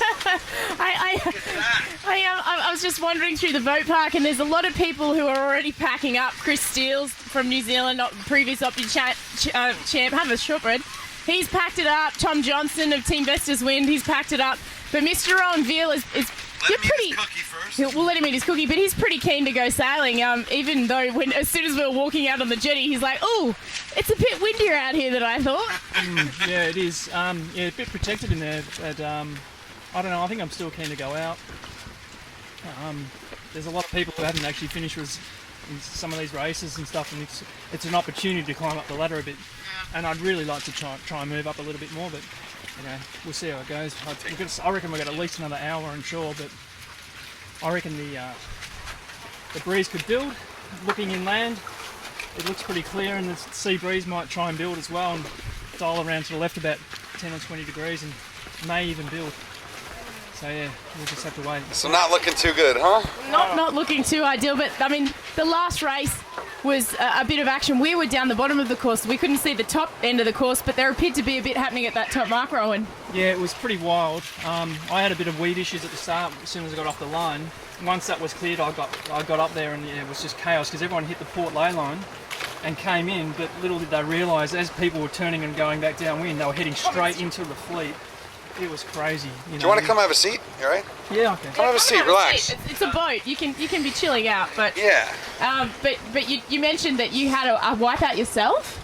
I lost count, maybe 10. I don't know, honestly. I had a few, and in some of them, I nearly got killed. Paul Goodison nearly ran straight. I ejected from the boat, and then he was coming straight down on top of me, and I looked up and oh my God. So I just swam as quick as I could to get out of his way, and he just cleared me. And then there was a few other new incidents, but they were all blurred into one, but that was most memorable probably. Now listen, if you're just joining us, folks, we are in an AP/H postponement after only one race here on the final day of the 2015 Moth World Championship. We've got the lovely Nick Douglas, and she's dragged Rowan Veal, the two-time Moth World Champion. I didn't have to drag him. He's a great guy, and he loves this class like very few others, and it's great to have you back in the class, Rowan. And I think not a lot of people understand that this whole foiling thing really almost never worked. I mean, it all almost kind of imploded. It wasn't for a few guys working very hard, yourself, Mark Robinson, AMAC. I don't think this thing would have happened. Do you? Yeah, I think you could say you could even go back and even further, because in 1999, Brett Burville from Western Australia actually developed a bifoiler arrangement, but it was allowed to race, but it sort of wasn't legal. But he won a couple of races in the Worlds in 2000 in Perth, and that was where it sort of got a lot of interest, where okay, this is possible, but it's not quite the right way to do it. So then John Eilert and Brett put their heads together, and they come up with this this system what we see today. It was pretty crude, but you know they used a piano hinge for the flat. Like so a stainless piano hinge. Yeah, Brett just got a piano hinge, and that was the hinge for the flat on the main foil. So he did that in I'm pretty sure that was like 2001. Yeah. And then in around that sort of time as well, John Eilert and his brother Garth were working on a system as well, similar. But what they did was they put the wand on the front of the boat rather than I can't even remember. It had a wand initially with Brett's boat, but yeah, that was a big game changer. But that Garth sort of had a go at the Nationals and tried to get a good result, and he sort of struggled with it a bit, I think. And the main reason for that, I think the rig wasn't suited to the foils. So then I went over and won the Nationals in, I can't remember, it was 2002 or something, but had a go on Garth's boat with my rig, and it made a huge difference. And so I thought, oh, no, that's the way to go. So then I commissioned a boat with a few changes to get made, and that was sort of the start of it, I reckon. But then, yeah, it took a year or so to learn how to sail the boat, and to also get it going around a course. Yeah. So that was the hard thing. And I actually learnt to sail the boat while racing at the 2003 Worlds in France. And that was, some things like were, how to sail upwind, because that was the biggest problem with just sailing on such wide angles. You couldn't get upwind. But eventually I had the confidence. I started heeling the boat over to weather, upwind, and just using a lot of sheet tension. And that's sort of, it feels counterintuitive. I mean, to have to heel a boat to windward. We were doing that anyway in low riding, but very small heel. But when you're up out of the water and trying to heel it to windward and doing 15 knots, it was pretty scary. So, but I just had to get my head around it, and eventually when I thought, I can remember the time that it happened in the race, and I was like, oh my God, I can get this going upwind now. And it was like, that's it. That's one thing that's going to be going, that's going to change. And then the next one was going downwind. Gotcha. is trying to go downwind at. Yeah, whatever. Yeah, and you can do that as backup. Yeah, exactly. No, they were just more just. 222222. We are testing the mic. You guys back home, thank you for watching. Testing the mic. Here's my face. Oh, battery. Well, should be plugged in. It's okay. Oh, hang on a second. You got it, Ronnie? Hello.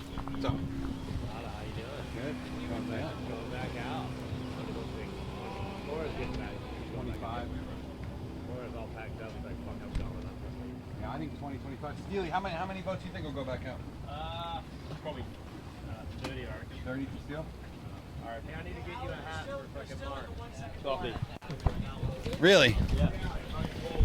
Yeah, that's right. All right. Whatever. I'm not that concerned with it, Ronnie. I mean, It doesn't look that bad. yeah. I mean, it doesn't matter except when you're looking at our faces, you know? Yeah, that's fine. I'm not worried about it.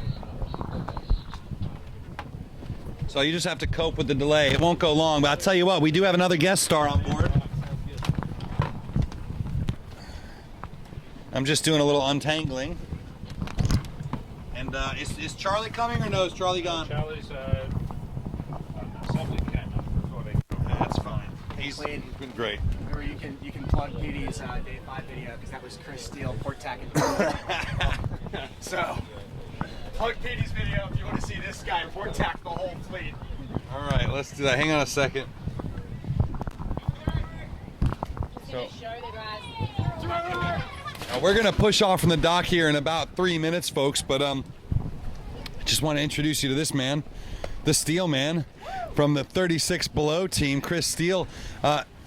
You guys want to go see something cool, go to sailinganarchy.com, scroll down a little bit, and check out the first Vimeo video, and you'll see this guy port tacking the entire fleet. Chris, how's that go, port tacking the fleet? You just close your eyes and just go? Yeah, it's pretty gnarly. Obviously, with the clothing speed and that sort of breeze of close to 50 knots, it's, yeah, hold on and sort of try and find a gap, pin your ears back, and, yeah, descend it. So, yeah, managed to pull it off twice yesterday, which was pretty cool. The last one was probably the best, but, yeah, it was a little bit early, but, no, it's the best feeling for sure. I reckon it's the Hail Mary of sailing, so it's awesome. And this fleet is the real Hail Mary because you're going by Glenn Ashby and Dean Barker and Slingers and all these boys. Pretty excited that a Kiwi's sitting pretty strong at the top of the leaderboard.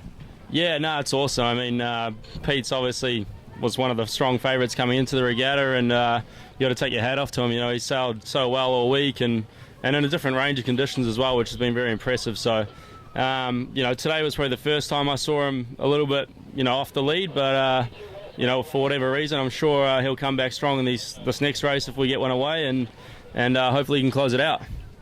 Yeah, good enough. So that's the story, and I think maybe we'll send Chris out to the deck and maybe Nick as well, and to do some line handling here. Might as well push off, right?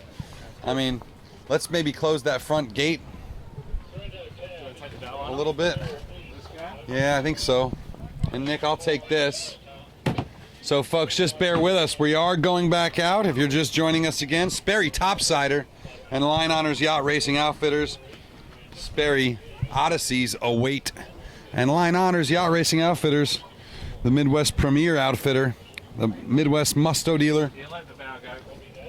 Audio sync looks good now. Excellent, Ronnie. Thank you so much. And a shout out to the Live Sail Die guys over in Kiwi.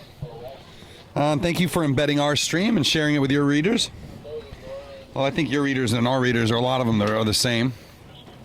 But you know, Live Sail Die are doing pretty good things, and we've enjoyed their website for the past year or so. And there's some of the videos that they're coming out with, and you guys need to maybe work a little more closely with us, and let's take on this world together. You know, there's talk, Chris, about sort of the media wars and how come we don't get along, and you know, frankly, I'm not a real fan of most of the sailing media. I think they're mostly crap. Here, Nick, shoot me for this one.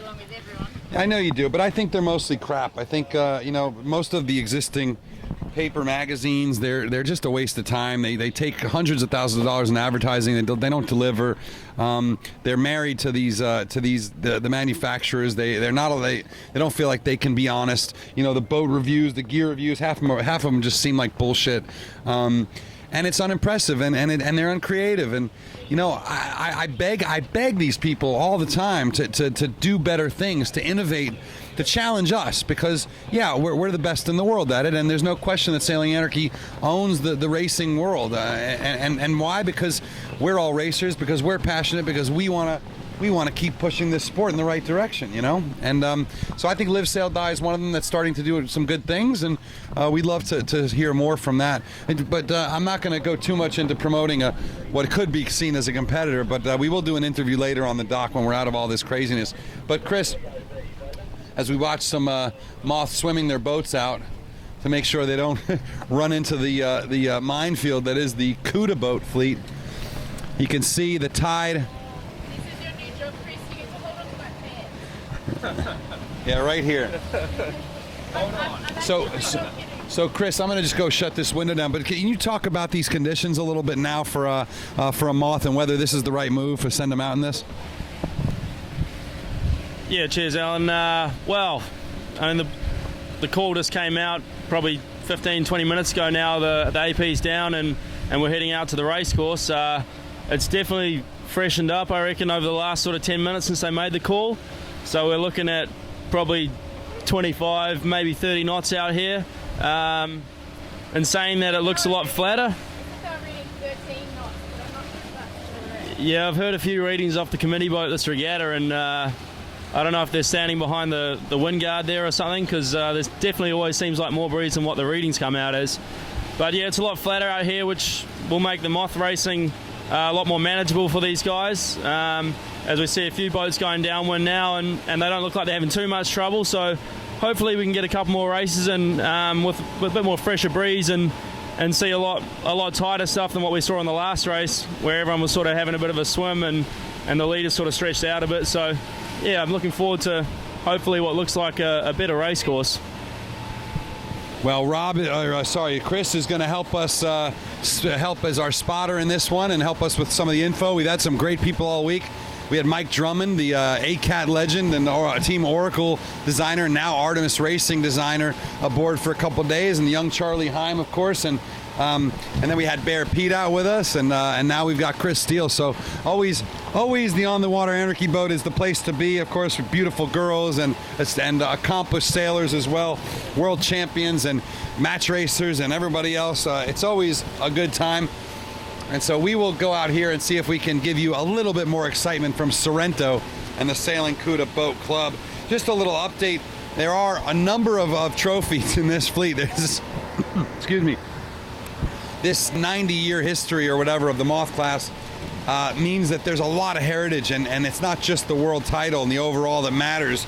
These other trophies are just as hard fought for. At the moment, John Ferrighi from Verona is currently 26th place overall, and he is well clear in the juniors, and he is ahead of the veteran sport boat and dinghy and ocean racer Stefano Rizzi for the top Italian.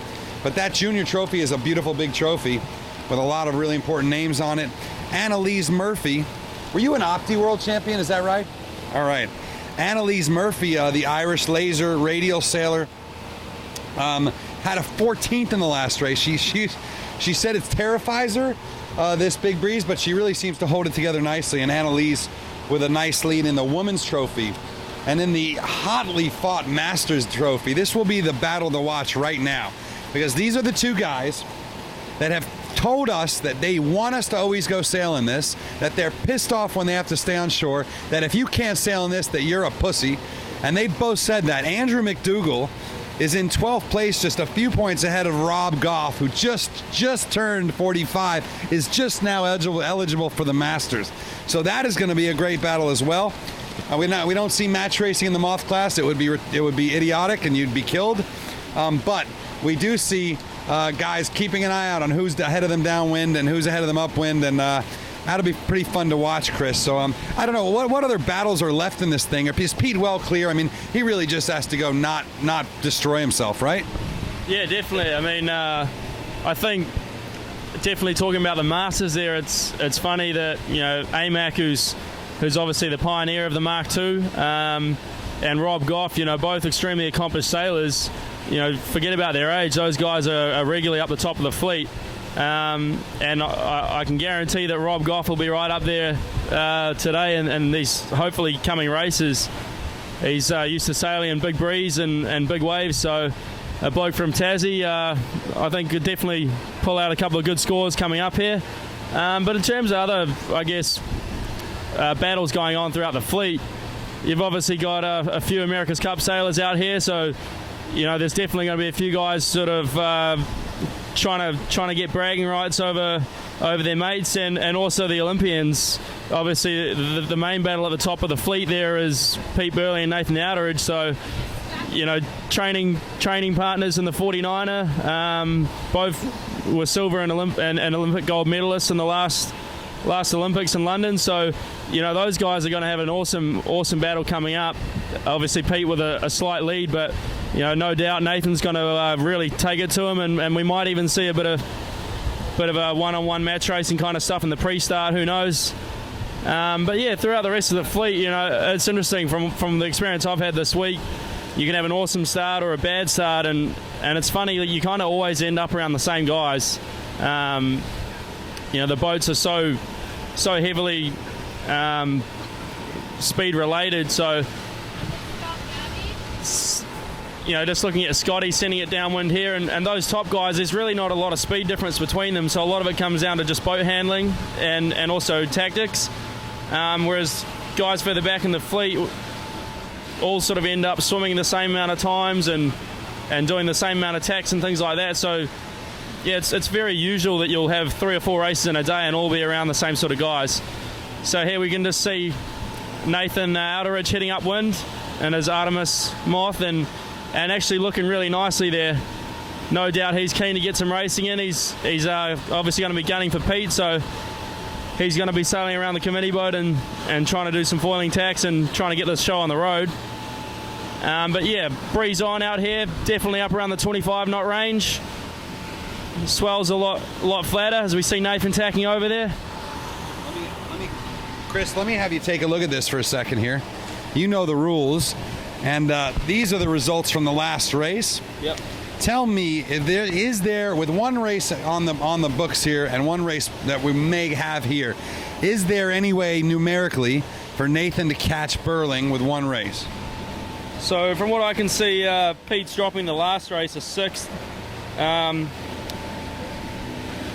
To be honest, I think with what we can see here is a 9-point gap. I'm going to say if they had only one race, I don't think it's possible for Nathan to take out Pete, because the maximum Pete would pick up is Pete could drop this next race and carry a 6th, which he's now dropping. So even if Nathan was to win the race, it's still going to be... Is there another drop coming in, or is it just the 3? I think it's just the 3 from what I understand. So if Pete had a bad race, he'd have to carry the 6. Yeah. And he could drop this next race. So 16 he'd have. Yeah, which is still obviously 6 better. Still 6 better than Nathan. So I think Nathan needs, from what I can see just looking at it here, I think Nathan needs 2 more races. But who knows? We obviously got Josh there in the mix now as well. He's picked up a couple of points on Nathan in that last race. Yeah. So yeah, I mean, for the benefit of the competition, it'd be nice to see 2 more races today, maybe even 3 to get the full series in. But yeah, in terms of the numbers, it's definitely Pete's to lose still.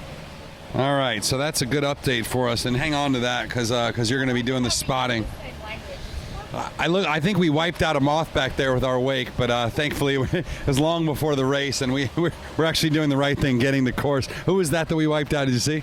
Might have been Josh McKnight. I saw him coming down before, and I can't see him anymore. So what you'll find is a lot of these guys will use this time coming from the beach to actually get the boat set up for the downwind.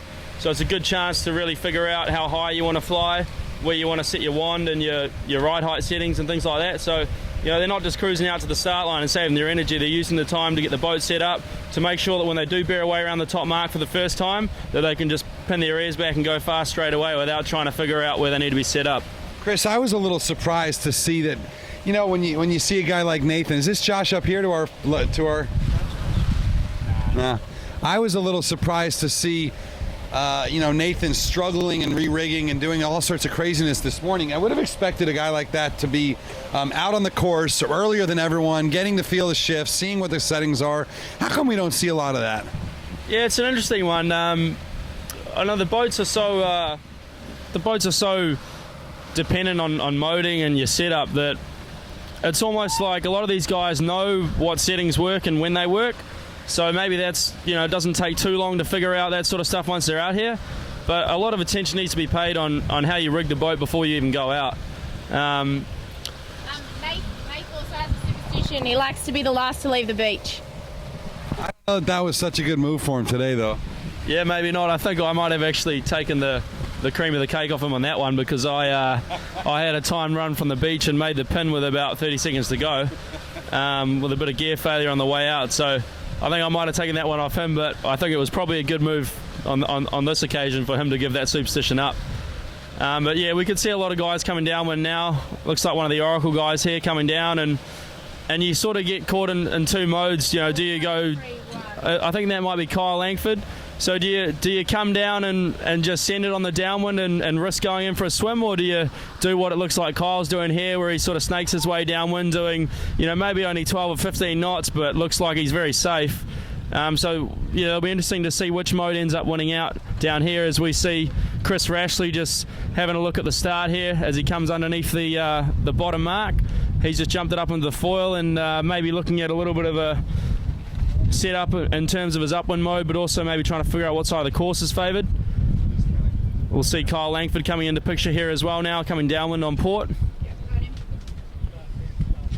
So we also, Bora had already taken his sail off, and he started to take a wing off, and he saw it was coming down, and he looked up and he said, "I'm going sailing."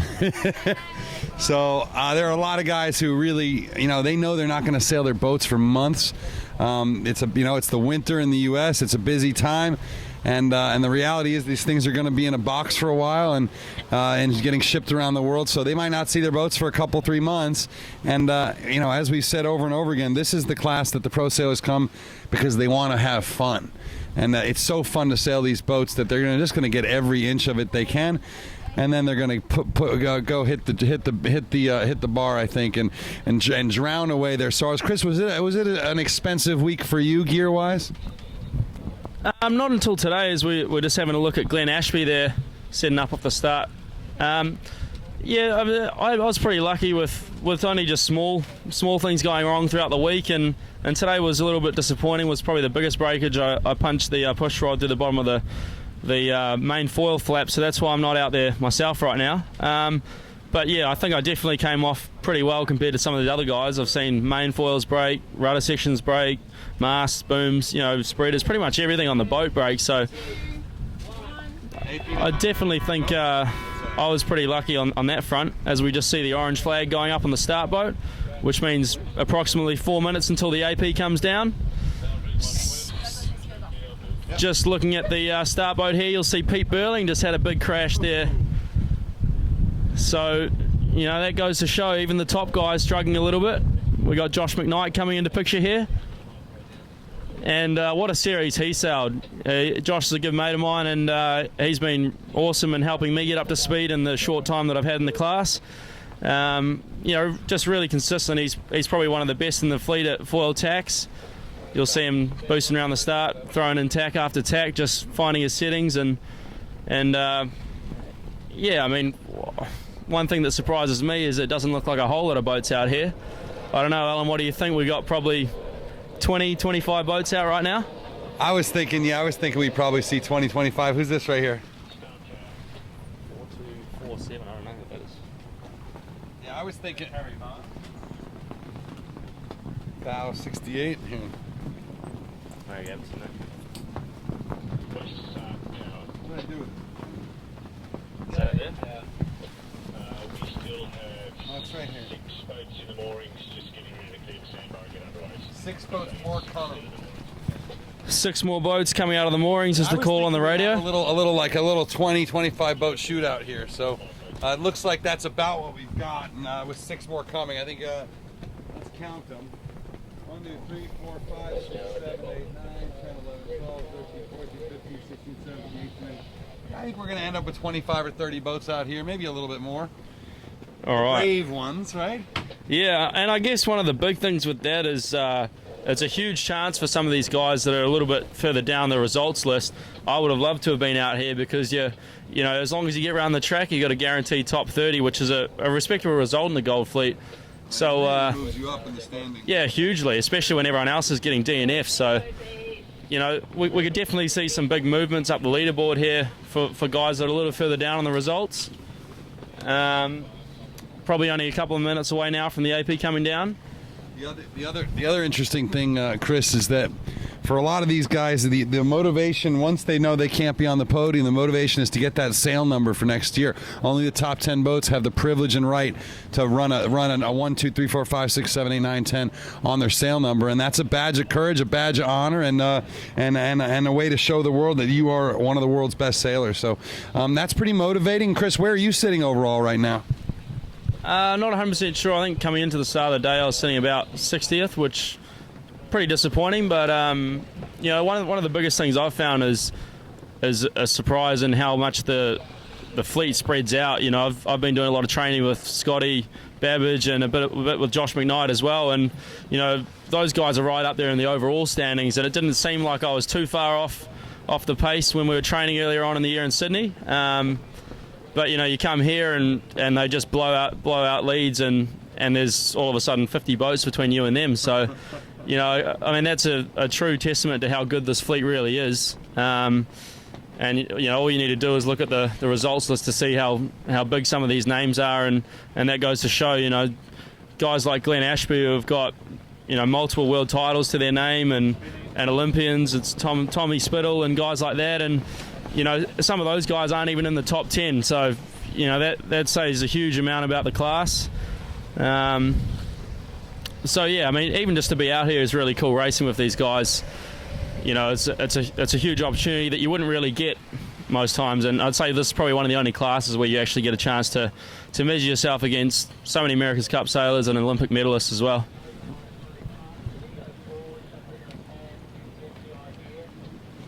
Get my watch out here. Boy, it looks so beautiful in the viewfinder. Yeah, how beautiful is the water? I know, I spun the polarizer and it just looks like Key West right now. It really does look like something out of the Caribbean or whatever, you know? It is breezy right now. But I mean, these are the guys that can handle it, right? Yeah, definitely. I think it's going to be some really exciting racing coming up. Sorry.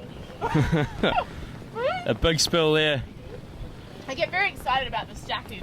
You'll soon learn this. You're not the only one.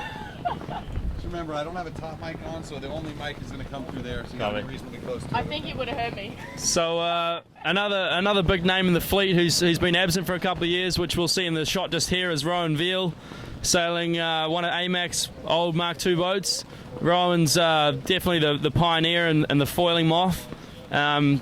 You know, quite a few years back, he started the Blade Rider program, and a lot of the guys here that are in the Mark IIs now originally started out in the Blade Rider.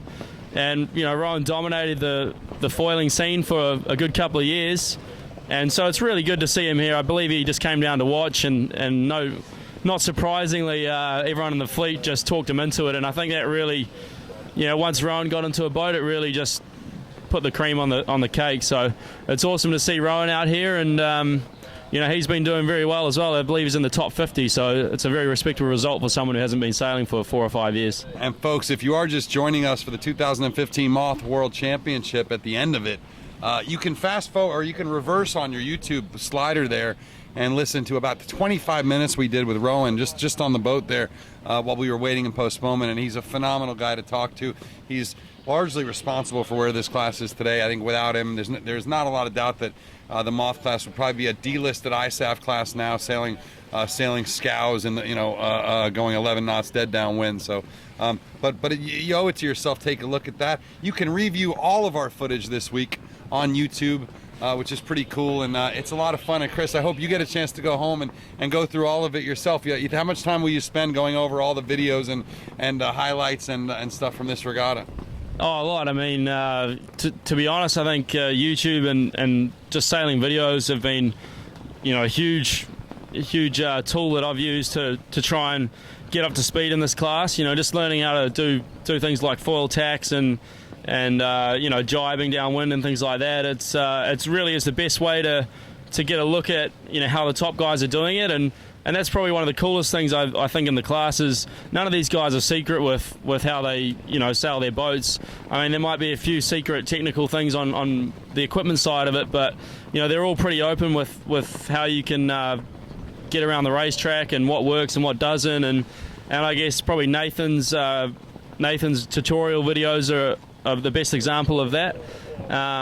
So yeah, I mean it's really cool to see plenty of video footage, and obviously having Sailing Anarchy here covering the event live is huge for obviously all the viewers, but there's no doubt that after the event I'm going to spend plenty of time at the home on the couch having a look at some of the racing, because just getting another viewpoint of what's actually going on is really awesome as well. You spend so much time on edge in this class. I think sometimes you don't really get to enjoy the spectacle of it as much because you're so worried about capsizing and hurting yourself. So it's it's definitely a cool thing to be able to do. We're looking at Annalise, top woman, and we'll be following her around the track. She is an absolute animal when she's hiking upwind. And yeah. To that race? No, remember, Samantha England is still 2 points ahead. Oh, really? So there's Blair Toot just going downwind as well behind Annalise. He looks like he's reasonably stable downwind. And Blair's, I think, I mean, as he tips over, right, as commentator's curse, I think, obviously Blair's Peter Burling's crew in the 49er, and I think one of the things that's impressed me the most is guys like Blair and also Goobs from Artemis, and who's Nathan's crew. Those guys are a crew on a 49er, and they jump into a class where all of a sudden they've got the helm and the main sheet to do it at the same time, and they make it look so easy. So it's a good transition. It is pretty surprising. I mean, the job of a crew is so much different than the job of a skipper. That it is kind of surprising, but it just goes to show you that the best sailors are the best sailors, no matter what you make them do. Yeah, 100%. And I think if anything, the class has given them an opportunity to really prove that they're not just guys that hang on the wire and trim the sail. They're tactically strong, and you give them a helm and they're more than likely to push their skippers, as we've seen this week. Both of, I believe, Blair's in the top 10, and so is Goob. So that goes to show that those guys are world-class sailors as well as crews. So we've just seen the AP come down, which means the race committee's intending to put the warning signal up in approximately maybe 30 seconds from now. So we're all go here out on the water in Sorrento, and cracking breeze, 20 to 25 knots. So it looks like it's going to be an awesome race coming up. Indeed it is. I just went and emptied my iPhone so I can take some pictures of crashes. I was a little bit worried I might run out of space. So I'm here with you now, guys. I'm just going to have a quick... I think that was our 5 minutes there. I do think so. And here's Burling, just over to our right with that yellow jersey on. If we can get clean to spin around. He's just sitting here, nice, calm, cool, collected, getting ready for what will be the second race of the day. Potentially the last race of the series, maybe not. We could have 2 more races today. We could have 3 more races today. That's not going to happen. Well, we do that, what, 3 o'clock is the last? Yeah, 1500 hour final call on the time. Now, I'm just looking at this line. It looks pin favoured to me, easily. So we'll look at a push on the pin end of the line, which should be interesting. Got Burling sitting here. I would not be surprised if he doesn't sit there for quite a little while, float his way down the line and start probably a third up from the pin, so not high risk. Nathan right over here. Nathan right here, and another New Zealander teammate of Burling zooming along. I'm so excited. Yeah. We've got Ian Jensen actually in the middle of the line. It's not Nathan. Nathan Attridge more to leeward, and Josh McKnight on the line here. Now you'll see a few of these guys are going to take risks. I don't think Pete Burling will. He'll just be checking his downwind settings here. That's where he's going to make the gains. He's just checking, still riding quite high. So that's interesting. He might be a little bit nervous about that after the last race where he wasn't in his usual position in that top 5. But I would not be surprised if he doesn't start about a third up from the pin. Nice low risk. Make sure that he's going and in a hole. Whereas you'll see people like Nathan and Tommy and those that want to make gains really pushing that pin hard. Gosh, we've had a big swing on the course. A long way right compared to where it was this morning. It's actually a good time to congratulate our 3-time female Moth World title holder, Emma Aspington, who's just had a little baby with another Mothy, Magnus Gravare. So Martin Gravare here with his Moth, and he's out here in Gold Fleet. Great to see. But Emma and Magnus, congratulations. And I've got one coming too. And apparently Martin's got one coming too, and he's 51. So I'm like a little baby now here. I didn't have a baby on the way. I've got too many boats. But it's awesome to hear that so many people. I mean, it's so interesting how many chick sailors end up with guy sailors and then breed more sailors. It's got to be a good thing, right? Is your blueberry going to sail? Yeah. I should take her out on a dinghy with me first, and then she can jump on the Mildred's 24. But you can see here now, starting to line up towards the boat end of the line here. I can see Scott Babbage. We've also got Carl Langford and Tom Slingsby now tacking in. Is that Tommy? No, it's not Tommy. Not sure. Oh, yeah, it is Tommy. You watch. He'll be down towards that pin end. I'll bet you an apple. Is there an apple on board? He'll be pushing that line. He knows that he's only going to be quick upwind with that large foil, and he'll be wanting to get off that line. It was good to have a chat to him this morning. No worries. We've got Outeridge, just to women of our Japanese friend. But you watch this. Outeridge and Tommy will be right at the pin, and they'll be pushing hard. I'm just trying to get an eyeball on Pete Burling. He'll be just in this pack. There he is, well down to leeward. You can see him all the way to leeward with that yellow leader jersey. He'll be making sure he has a nice cautious start, but he's on the line. He won't push the pin hard. Whereas these guys, you've got Tommy and Nath to windward here. They're even looking like a boat end start. It's quite interesting because it looks pin favoured. They might be wanting to come up this right-hand side of the course unless they're really going to take off with about a minute to go. Is that your plan, Chris? I mean, you know how to sail these boats a lot better than I do. Yeah, it's interesting. I'd say by the way the fleet's setting up right now that they're all favouring the starboard end. I definitely know that if I was racing, I'd be one of the guys way down there on port, waiting to try and port tack the fleet. Oh, you like that? I love well, the given you did it twice yesterday, maybe it is the way to go, hey? Yeah, I mean, the advantage of the port tack start is even if you don't cross everyone, the interesting thing about the class is you got to duck someone and you go from doing 15 knots upwind to 18 or 20. So by the time you actually duck them, you've gained 5 lengths on them anyway. So as you cross behind them, you might think that you've lost a little bit, but you've actually gained. So, and then probably the biggest one is you're one tack less than the rest of the fleet. Yeah, definitely. Now we've got 30 seconds to go here. Nathan Outeridge is setting up you'll be able to see him through the masts on the committee boat here as Josh McKnight is down towards the pin. It's Ashby. So is Ian Jensen. I think this port tack is going to happen. Look way down at the pin end. Whoever that is, I can't get an eyeball on them. They are going to cross this fleet by a mile. Pete Burling is actually one of the more pinned boats just off Josh McKnight's stern in that red jersey. And here comes the port tack that we did predict. Well done, Chris Steele. Who is it? I need to get eyeballs on them, but they totally... Is it Glen Ashby? They're totally going to massacre this fleet on port. Unbelievable. Pete Burling in a great position, as I mentioned, about a third of the way down the line, looking really, really pretty. This could secure the worlds for him, but I'd say that he's still looking pretty unless we get 2 races in any case. That port tack boat, as soon as we can get eyeballs on them, we will confirm who it is. You think it's Glen Ashby? Yeah. It feels like a Glen Ashby move. He is a local boy. He will have known what was happening there, but Hiscox that we've got eyeballs on, the GBR 49er Olympic sailor. Yeah, bronze medalist. Plenty of talent there, as well as Glen Ashby, middle of the course now. This is interesting. Sometimes you'll port tack the fleet, but if you go to the wrong side of the course and you've port tacked the fleet, then you're about to take a big loss. But with the majority of fleet on starboard, would you be starting to have alarm bells going off in your head that you're on the opposite tack to everyone, Chris Steele? It's interesting you say that. The same thing happened yesterday. I was the port tack boat heading out to the right, and I found myself the only one heading out there. And you've really got to back yourself because, to me it looks like right now that Glenn's and Faye's heading out to the right. Yeah. And I think the others that have come off the line have knocked, as we say in sailing, which means their angles actually come down.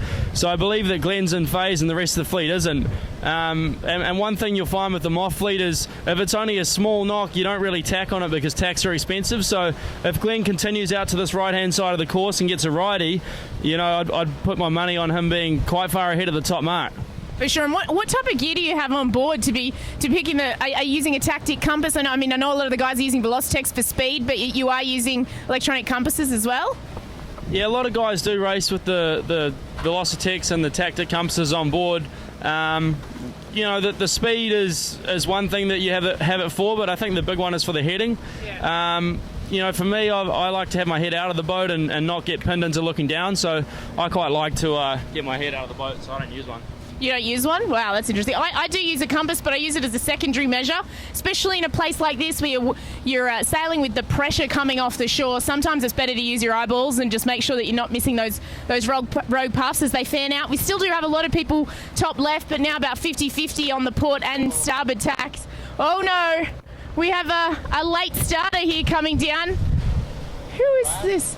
Yeah, it looks like Rask. No, Japan late starter coming out to join the fun. Rusius 4211 if we've got a list somewhere. Just going to have a little look over the hood of the boat here and see if I can get eyeballs on Glenn Ashby. He still does look like he's in a beautiful position. Okay, we're going to stay with Oz 7 here. Glenn Ashby has a significant lead, I think. You're on the money there, Christilla. He looks to be headed now. He'll come in on a top right shift, just trying to get eyeballs on the top mark as we're following the middle of the course at the moment, which includes Nathan Outeridge, Josh McKnight I've got eyeballs on, and Burling, top left of the screen. He's well out on that left-hand side of the course. He's going to be close. I'm just trying to get... Yeah, Glenn Ashby's just tacked out on that right-hand side, but I do think Pete looks to be further extended, and it might be that instance where he has started on the port tack and crossed the fleet, but you've got to really capitalise on the gains while you have them. You can't let people like Peter Burling slip through your fingers. I believe it does look really left on the shore. You can see Scott Babbage well out to windward, and someone's just axed it on that top left-hand side. As Pete Burling approaches the top mark, I will call you guys as he comes into the top mark, and we'll make sure we get a radio confirmation as well. Glenn Ashby's looking tiny out on that right-hand side, but the majority of the fleet are loving this left.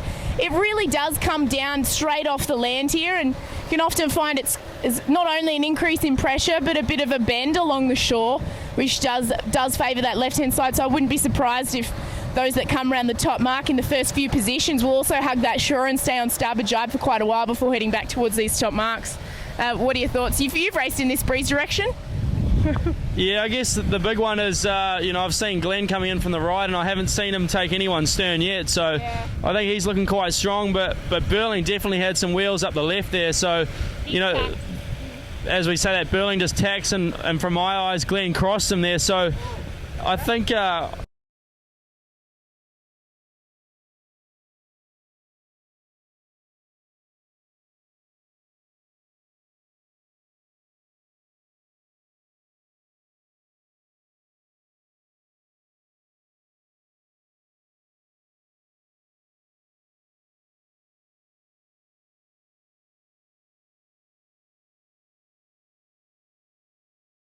guys.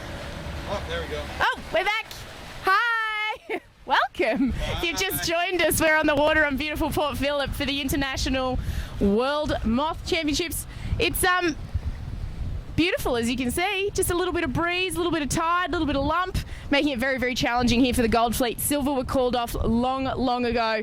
We're second race of the day. We did go in. We had a few interviews on the dock with Rowan Veal, instigator of foiling, or one of the instigators. It's amazing how many people are really behind the scenes with the development of this class, and it did go through a very low point with 30 boats at a World Championships at one stage, which we've now heard on air today was potentially not really a World Championships, but we do have the benchmarkers coming around the top mark now. Looks like it's Peter Burling with Glenn Ashby just behind from eyeballs. Yeah, series leader Peter Burling. If he wins this race, it's his championship to lose, not to win as such. But if he wins this race, he's just going to really, really make his mark on this class.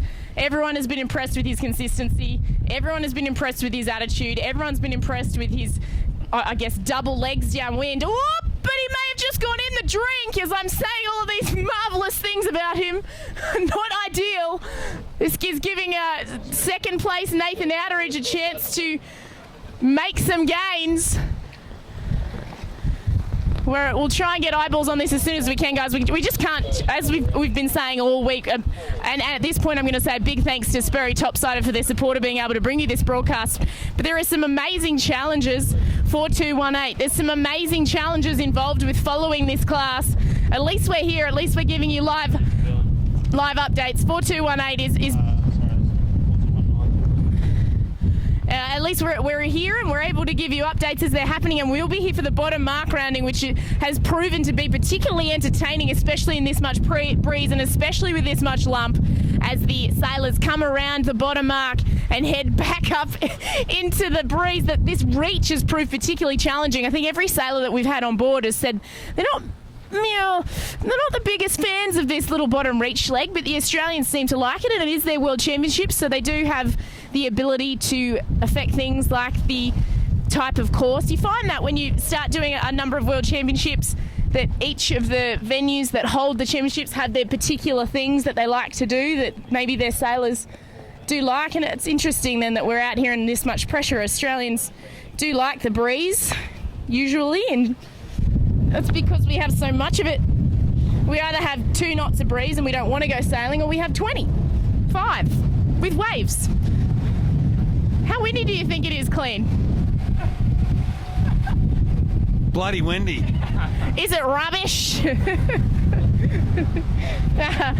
I'm going to say, man up, get it up, yeah.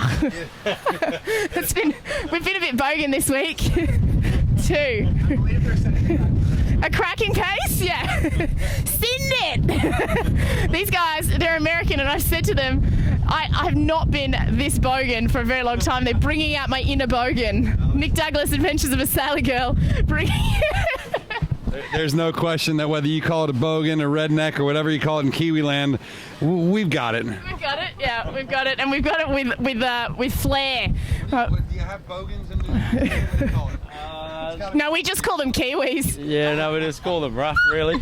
Sorry, Sue Ellen. No.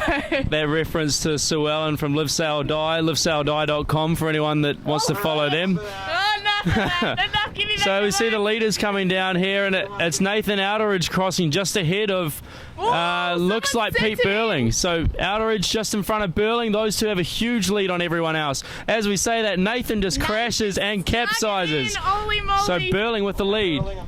Burling, we have Burling just doing a jibe now, and he sent it in as well. The series leader, Pete Burling, is in the drink right next to his rival, Nathan Outeridge. Not only are they rivals here for this regatta, but they've been racing 49ers against each other for years. Our gold and silver medalists, Simo sinking it. We've got them both on the screen for you guys. This is awesome action. And we may have a new race leader if they can keep it up. Oh. It's Burling is up, and he's still in the lead. He's looking a bit porpoisey, as I've been. That's a technical term, guys. Technical, speaking Kiwi. Peter Burling's porpoising, and we've got Nathan Outeridge on the inside here. Nathan Outeridge really loves to try and get inside people at the bottom mark, which is a bit of a challenge. There's really nowhere to go. Nah, he's up. He's up. Our series leader, Pete Burling, is heading towards the gate mark for the first time. Oh, and we've got a new person in second, but Pete's trying to round up now. Now, this is the tricky bit where they have to round up in a lot of pressure. He's nailed it. He's taken his hat off, actually. We've been commenting all week. And who's rounded inside of him? 4205. We've been commenting all week that Pete Burling always manages to keep his hat on. He's having to take quite a low lane to stay to leeward of 4205 and get some pressure, whereas Nathan Outeridge has done quite a nice rounding there, and he is inside both of them, which is interesting to see. As Pete Burling did a stylish bottom mark rounding and managed to put his hat away, Steve Thomas is actually sitting to windward, another 49er sailor. He's been involved with the Australian sailing team. Good mates, Tom Johnson, Nathan Outeridge, all these guys have sailed 49ers for a long time together, so I guess it just shows you the next step of fun may well be the Moth. Well, we've got a bit of carnage at the bottom mark here. There is a capsized boat. I believe it's Tom Slingsby in between the two bottom marks. He won't be so happy with that as Scott Babbage. No, who is this well down to leeward? Give me eyeballs on this one. This rounding is proving really difficult for these guys. Chris Rask. Whoa, RASHLE and Glenn is just rounding now. Now, as I thought, that right-hand side really wasn't... Oh, am I in the way? and Babbage is also just back. He had a few issues rounding the markers. We have... Is this our first Irish boat? That's Annalise, looks like. Is it Annalise? Go, girl. She'll round to leeward of all of these guys, show them how it's done. Hopefully, she does like to play it safe, Annalise, and just make sure that she can keep it upright. I haven't seen Sam yet, though I should probably get a confirmation on her number. Josh stuck it in halfway down the run. I did see him, but Scott Babbage has just fallen off the foils here, down to leeward of Annalise. Kohei is now coming around. Is this Ian Goobs? Yeah, Ian Jensen Goobs is just down to leeward of the bottom marks, also struggling with rounding up here in this swell, as 4131 is continuing to struggle, and I think that's Tom Slingsby still in the water in between these two bottom marks. And we've got another porpoise happening as they come into... Oh, it's actually quite interesting. I think there's more boats capsized right now than upright, especially coming down the wind. Kyle Langford is down to leeward of his Oracle teammate, Tom Sling... Oh, no, it's a GBR boat, actually, with this red luff. But this is Kyle Langford. They should call him Kyle Longlegs, I reckon. I know they call him Lyle, as in Kyle, like Langford Lyle. But he's so tall. Oh, we've sent it in. Ian Jensen Goobs, Nathan Outeridge's crew, we sent it in. Just going to try and get a visual on the leaders for you guys. Ray Davies. And this GBR boat is really struggling in between the two bottom marks here. Maybe it is. I think Goody actually has a blue luff, not the red. We'll try and get a confirmation. It's really hard to pick out those numbers. That's the Swiss, yeah.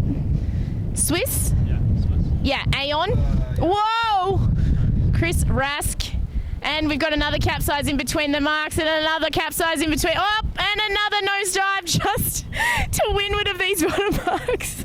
I think these guys all need to have bigger stickers on their mainsails. Two things we've learned this regatta clean. They need to have bigger stickers on their mainsails with names, and also everyone must wear a head cam. David Lister loves the breeze, coming around in one piece. No, I haven't. But I think, given the amount of carnage that we've had this race, what are the chances that the race committee are going to hold a second race? I think they'll ask. They'll ask. Yeah, they'll ask the guys. I mean, I think we had about 30 boats come out for this afternoon. Oh, and we've sent it in again. Can you guys see this at home? We've got 1, 2, 3, 4, 5, 6, 7, 8, 9 that I can count boats upside down right now. And here's another Oracle boat, or this may even be Hiroki. 9 out of 30. I've got this red hull sending it Hiroki. Spinning. Is it Fang? Oh, we're spinning, not Fang. Yeah, I think it's Hiroki with that red hull, our samurai. He's going to round. Oh, but nope, he's in. A third of the fleet is upside down right now from Chris Steele.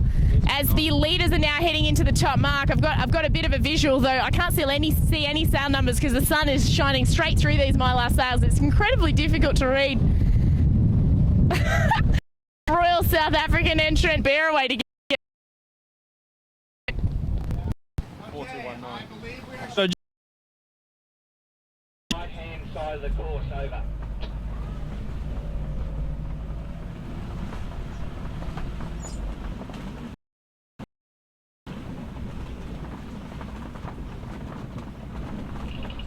West course on. Can you give me a time of the first boat position? Yeah. Chris, would you shoot this? Sure thing. I'll just check the levels. Point and shoot. Yeah, just point. Right, so, boy, of course, not an issue all week. Perfect streaming, except for a little bit going between the courses. And right at the final leg, and we completely lost it. That's like a bit of drama. Oh, Jesus Christ! What you didn't see was Pete Burling winning yet another race and winning this championship. Racing is over. They're going to send him in, and actually, if we can put the bow forward here and take. Well, yeah, we've got Pete Burling over here. They've given him the New Zealand flag to go sail around with. And I don't know that he can go sailing right now. Careful there. You got a lot of spray like that. Oh, there he is there. On the There he is with the flag. There you're looking at him, 24 years old, the new International Moth World Champion. You can go to leeward of him there, Mark. But just to recap, what an amazing race. Peter Burling not far behind, both coming into the bottom marks. They sit almost exactly the same time. And here's Nathan Outeridge, twice International Moth World Champion. He will get the silver. Pete Burling did take the race with Nathan Outeridge maybe 10 boat lengths behind. But here on the port side of the MV Anarchy, we have Pete Burling with a crowd of media boats. We'll just give him a shout out. Congrats, Pete! Well done! Woohoo! Live streaming, anybody from New Zealand who's watching.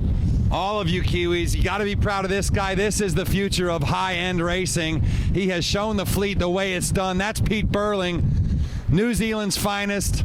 The Emirates Team New Zealand backup skipper, soon to be full-time skipper. And that is your man, proudly hoisting those colors. Yeah, boy. Chris Steele along with us. Look at that. That's what I'm talking about. Pete Burling. And Nathan Outeridge will lick his wounds and head in after a wonderful regatta from Nate. And Josh McKnight will hang in for third place. So what a job here. And oh, it's exciting stuff to be a part of. And here's the way you want to do it, too. You want to do it in winds that are absolutely terrifying. It's that windy, he can't hold the flag. And he can't hold it as he's racing, so as he's trying to get in. So he's just trying to figure out what to do with it. Chris, here, let me take the camera for a second. Chris, as a Kiwi, what does this mean to the Kiwis to win such an important championship? Oh, Alan, it's awesome. I mean, I think this is an awesome way for Pete to start off 2015. Obviously had an awesome year last year in 2014 with a lot of awesome, huge victories in the 49er class and the Emirates Team New Zealand contract. And obviously the Moth Worlds was sort of the one thing that he wanted to add to the list, and what better way to do it than do it this year with all those guys that he's been racing against for years, and all the guys that he's going to be racing against in the coming years in the Cup. So, yeah, awesome result for Pete, and to win the last race like he did just really caps off a really good regatta. Yeah, it was great to see that race come down to the wire between both first and second place in this World Championship. It shows you what it's all about, and it has to feel good as well to win the last race of a series where you've dominated. I mean, he's really shown his pace, not only in the breeze, but also in the light stuff. And it looks like they're going to try and do an interview with Pete Burling on board this boat. This is the Moth World's media boat, Bo Outeridge, and he's just left his boat there, as you do. Thanks, boat. Good job. Well, let's stick around here because we'll get him on the boat, too. Yeah, we'll get him up here for the live feed, so all of the Kiwis at home, get on here. We're going to get Petey on here to get some footage, and we'll make sure we pick Pete Burling up. It's been great. He's done some fantastic interviews with us this week. I know that you've spoken to him a lot about his setup, Alan, and also he's just so chilled. His attitude is just fantastic. Now here he is with his Kiwi flag, you can see, and we'll have Petey come on board, Petey Crawford of Penalty Box Productions, so we can get some high-res footage as well. Oh, it must feel so good. Here we go. I'm just gonna Can you go get him? Yeah, maybe get Pete and then you jump on here. And we want to get him. Awesome.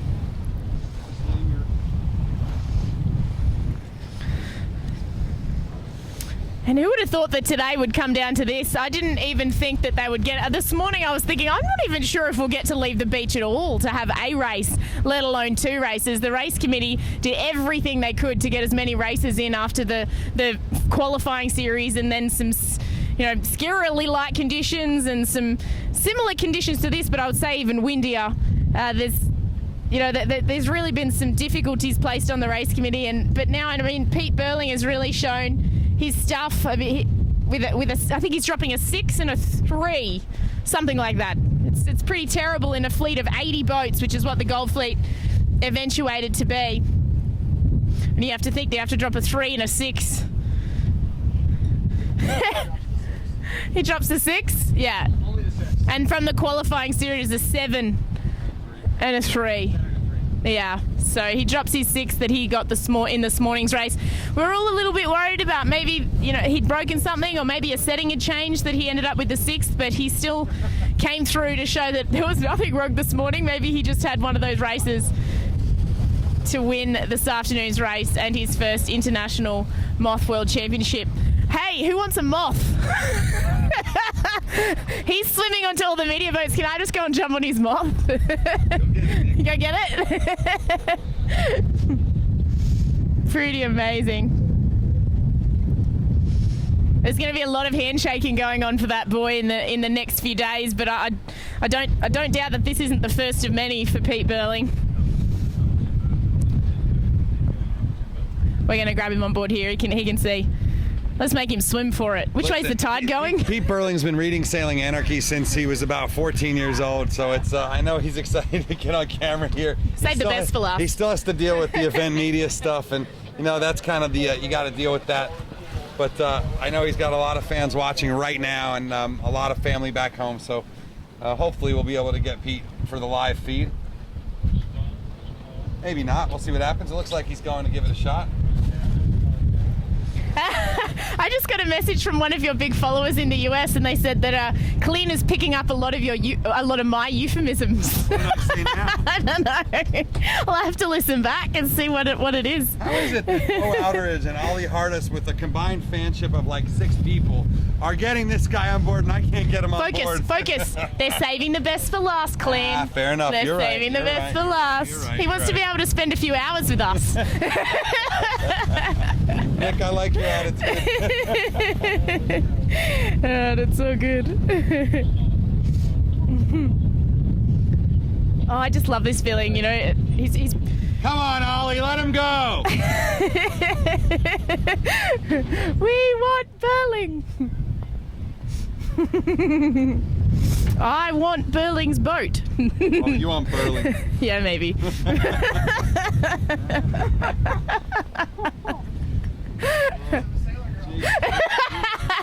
Confession to the sailor. I am #Racer Chaser. Here's a little story while we're filling in the blanks. Myself and one of my really great friends leading into the Rolex Sydney Hobart, we decided it would be fun to pretend to be racer chasers. We failed dismally. We're definitely not racer chasers. No, I think Pete Burling he's definitely showed class this regatta. There is some feedback on YouTube to have Chris. There's some feedback on YouTube to have Chris sail a boat back. Oh, so Chris Steele sails the boat back, and we just bring Burling back. Why don't we do that? That works for me. Steele, are you whipped? It's not working, by the way. Adventures of a Spray Girl.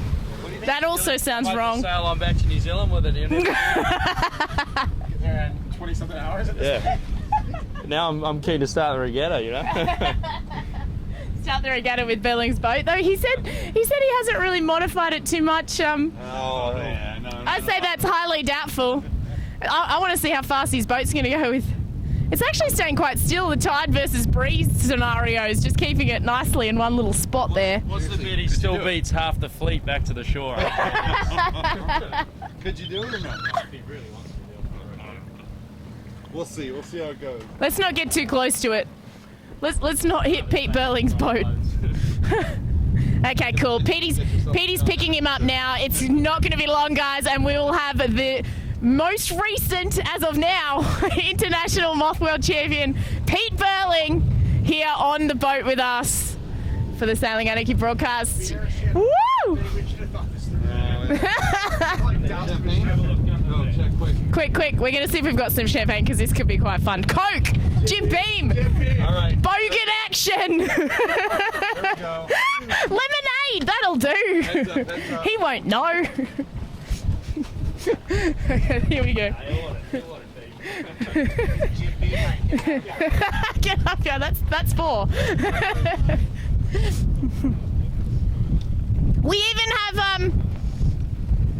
We're volunteering Chris to sail your boat back, and you can come back with us. Congratulations. Are you out of card or battery? Yeah. Well done.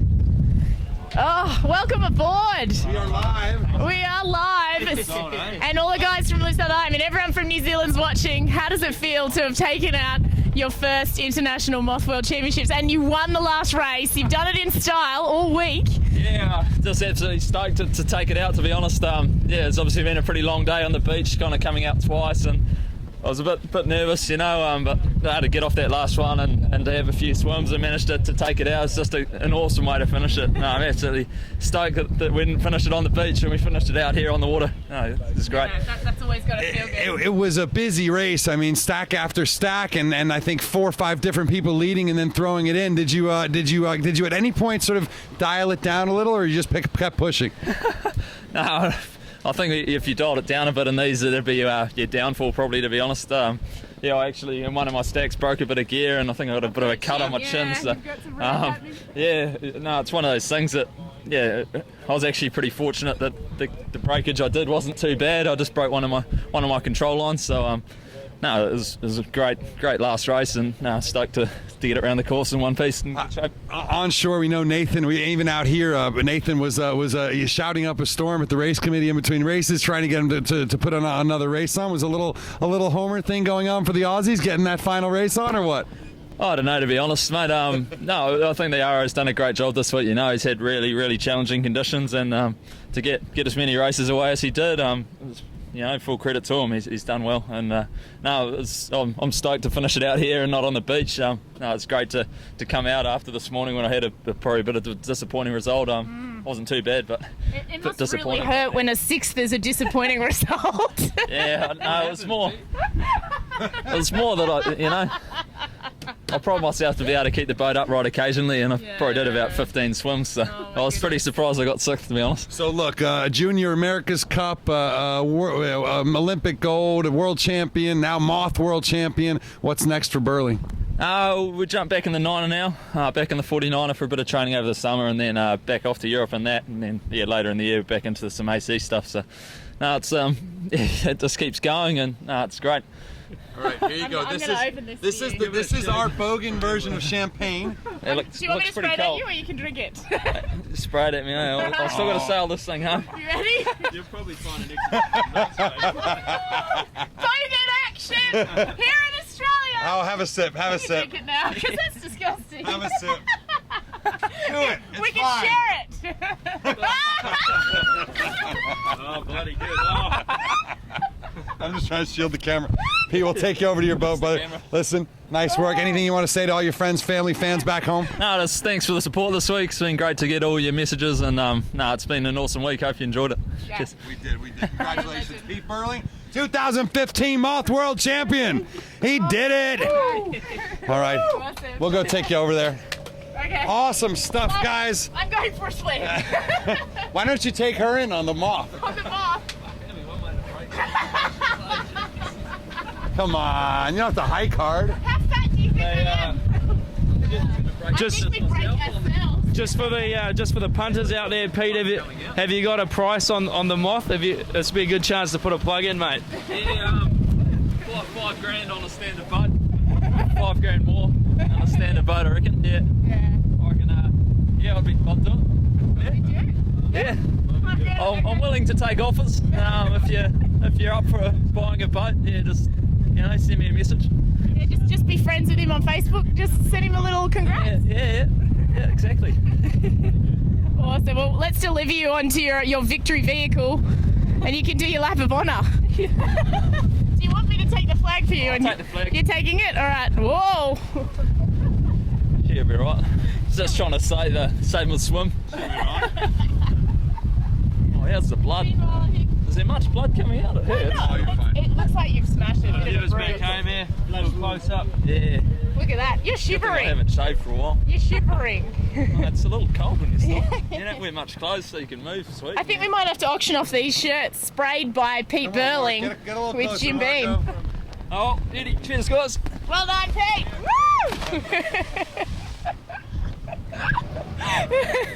It's so easy when you know how. Oh yeah. Yeah, they're underneath. This is Bogan Camp. Come on over here, Nick. Come on over here, Petey. I'll go in with them. And there he goes. Peter Burling. And he did mess up his face a little bit there, didn't Yeah, he's got a bit of a bruise. I'm sure the ladies will still love it. he? I'm sure he doesn't have any trouble with that. He sprayed Jim Beam on my top. Just stay there and keep out of the spray.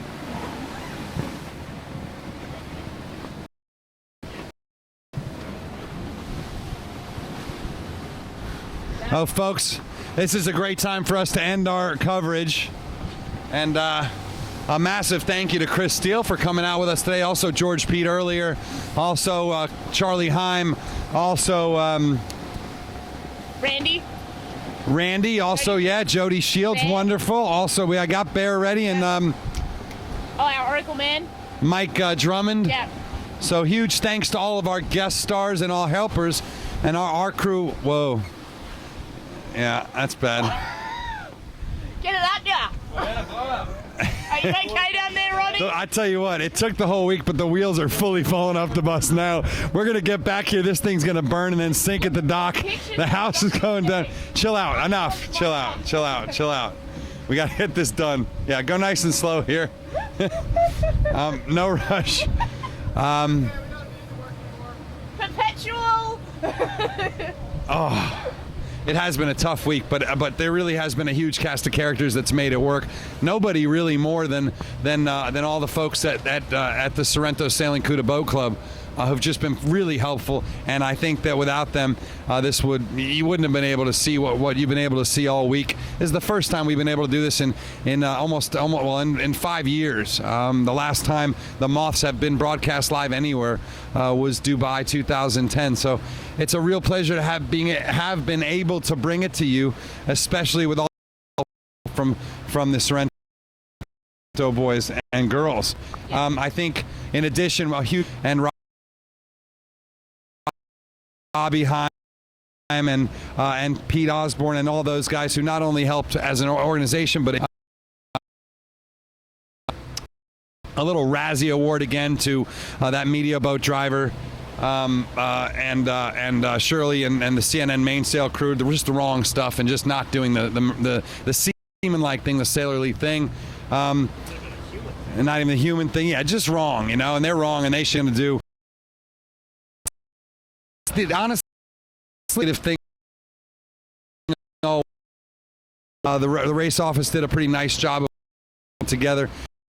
These competitors are unbelievable. I mean, Petey, from your point of view out on the water, banging around in the waves with a big camera, what did you think about this regatta? Was it enjoyable to us on this boat? Dude, the past 2 days have made it all worthwhile. I mean, just look around right now. The sun is out. You can see shore to shore, white caps, beautiful water, and these guys were just sending it today. And yesterday, too, we had the flat water yesterday. And, it all pulled together. It was kind of a questionable event for a while. There was a lot of, going out, breaking people, going out in light wind, only 9 people finishing. And, there was just a lot of stuff that was going weird. And I think they took the lay day and reeled it all in. And, to get 6 races in on the final 2 days in these conditions, I think it's pretty good. They could have packed it up earlier today. And let's try to go again. They went out. Everything.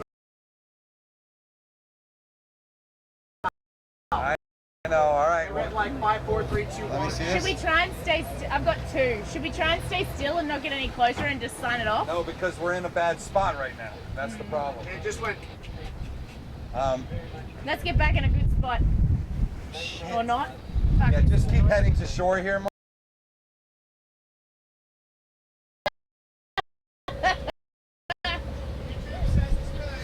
All right, hopefully. I'm trying to pimp. You're here with us. Working for anyone. That'll make it start.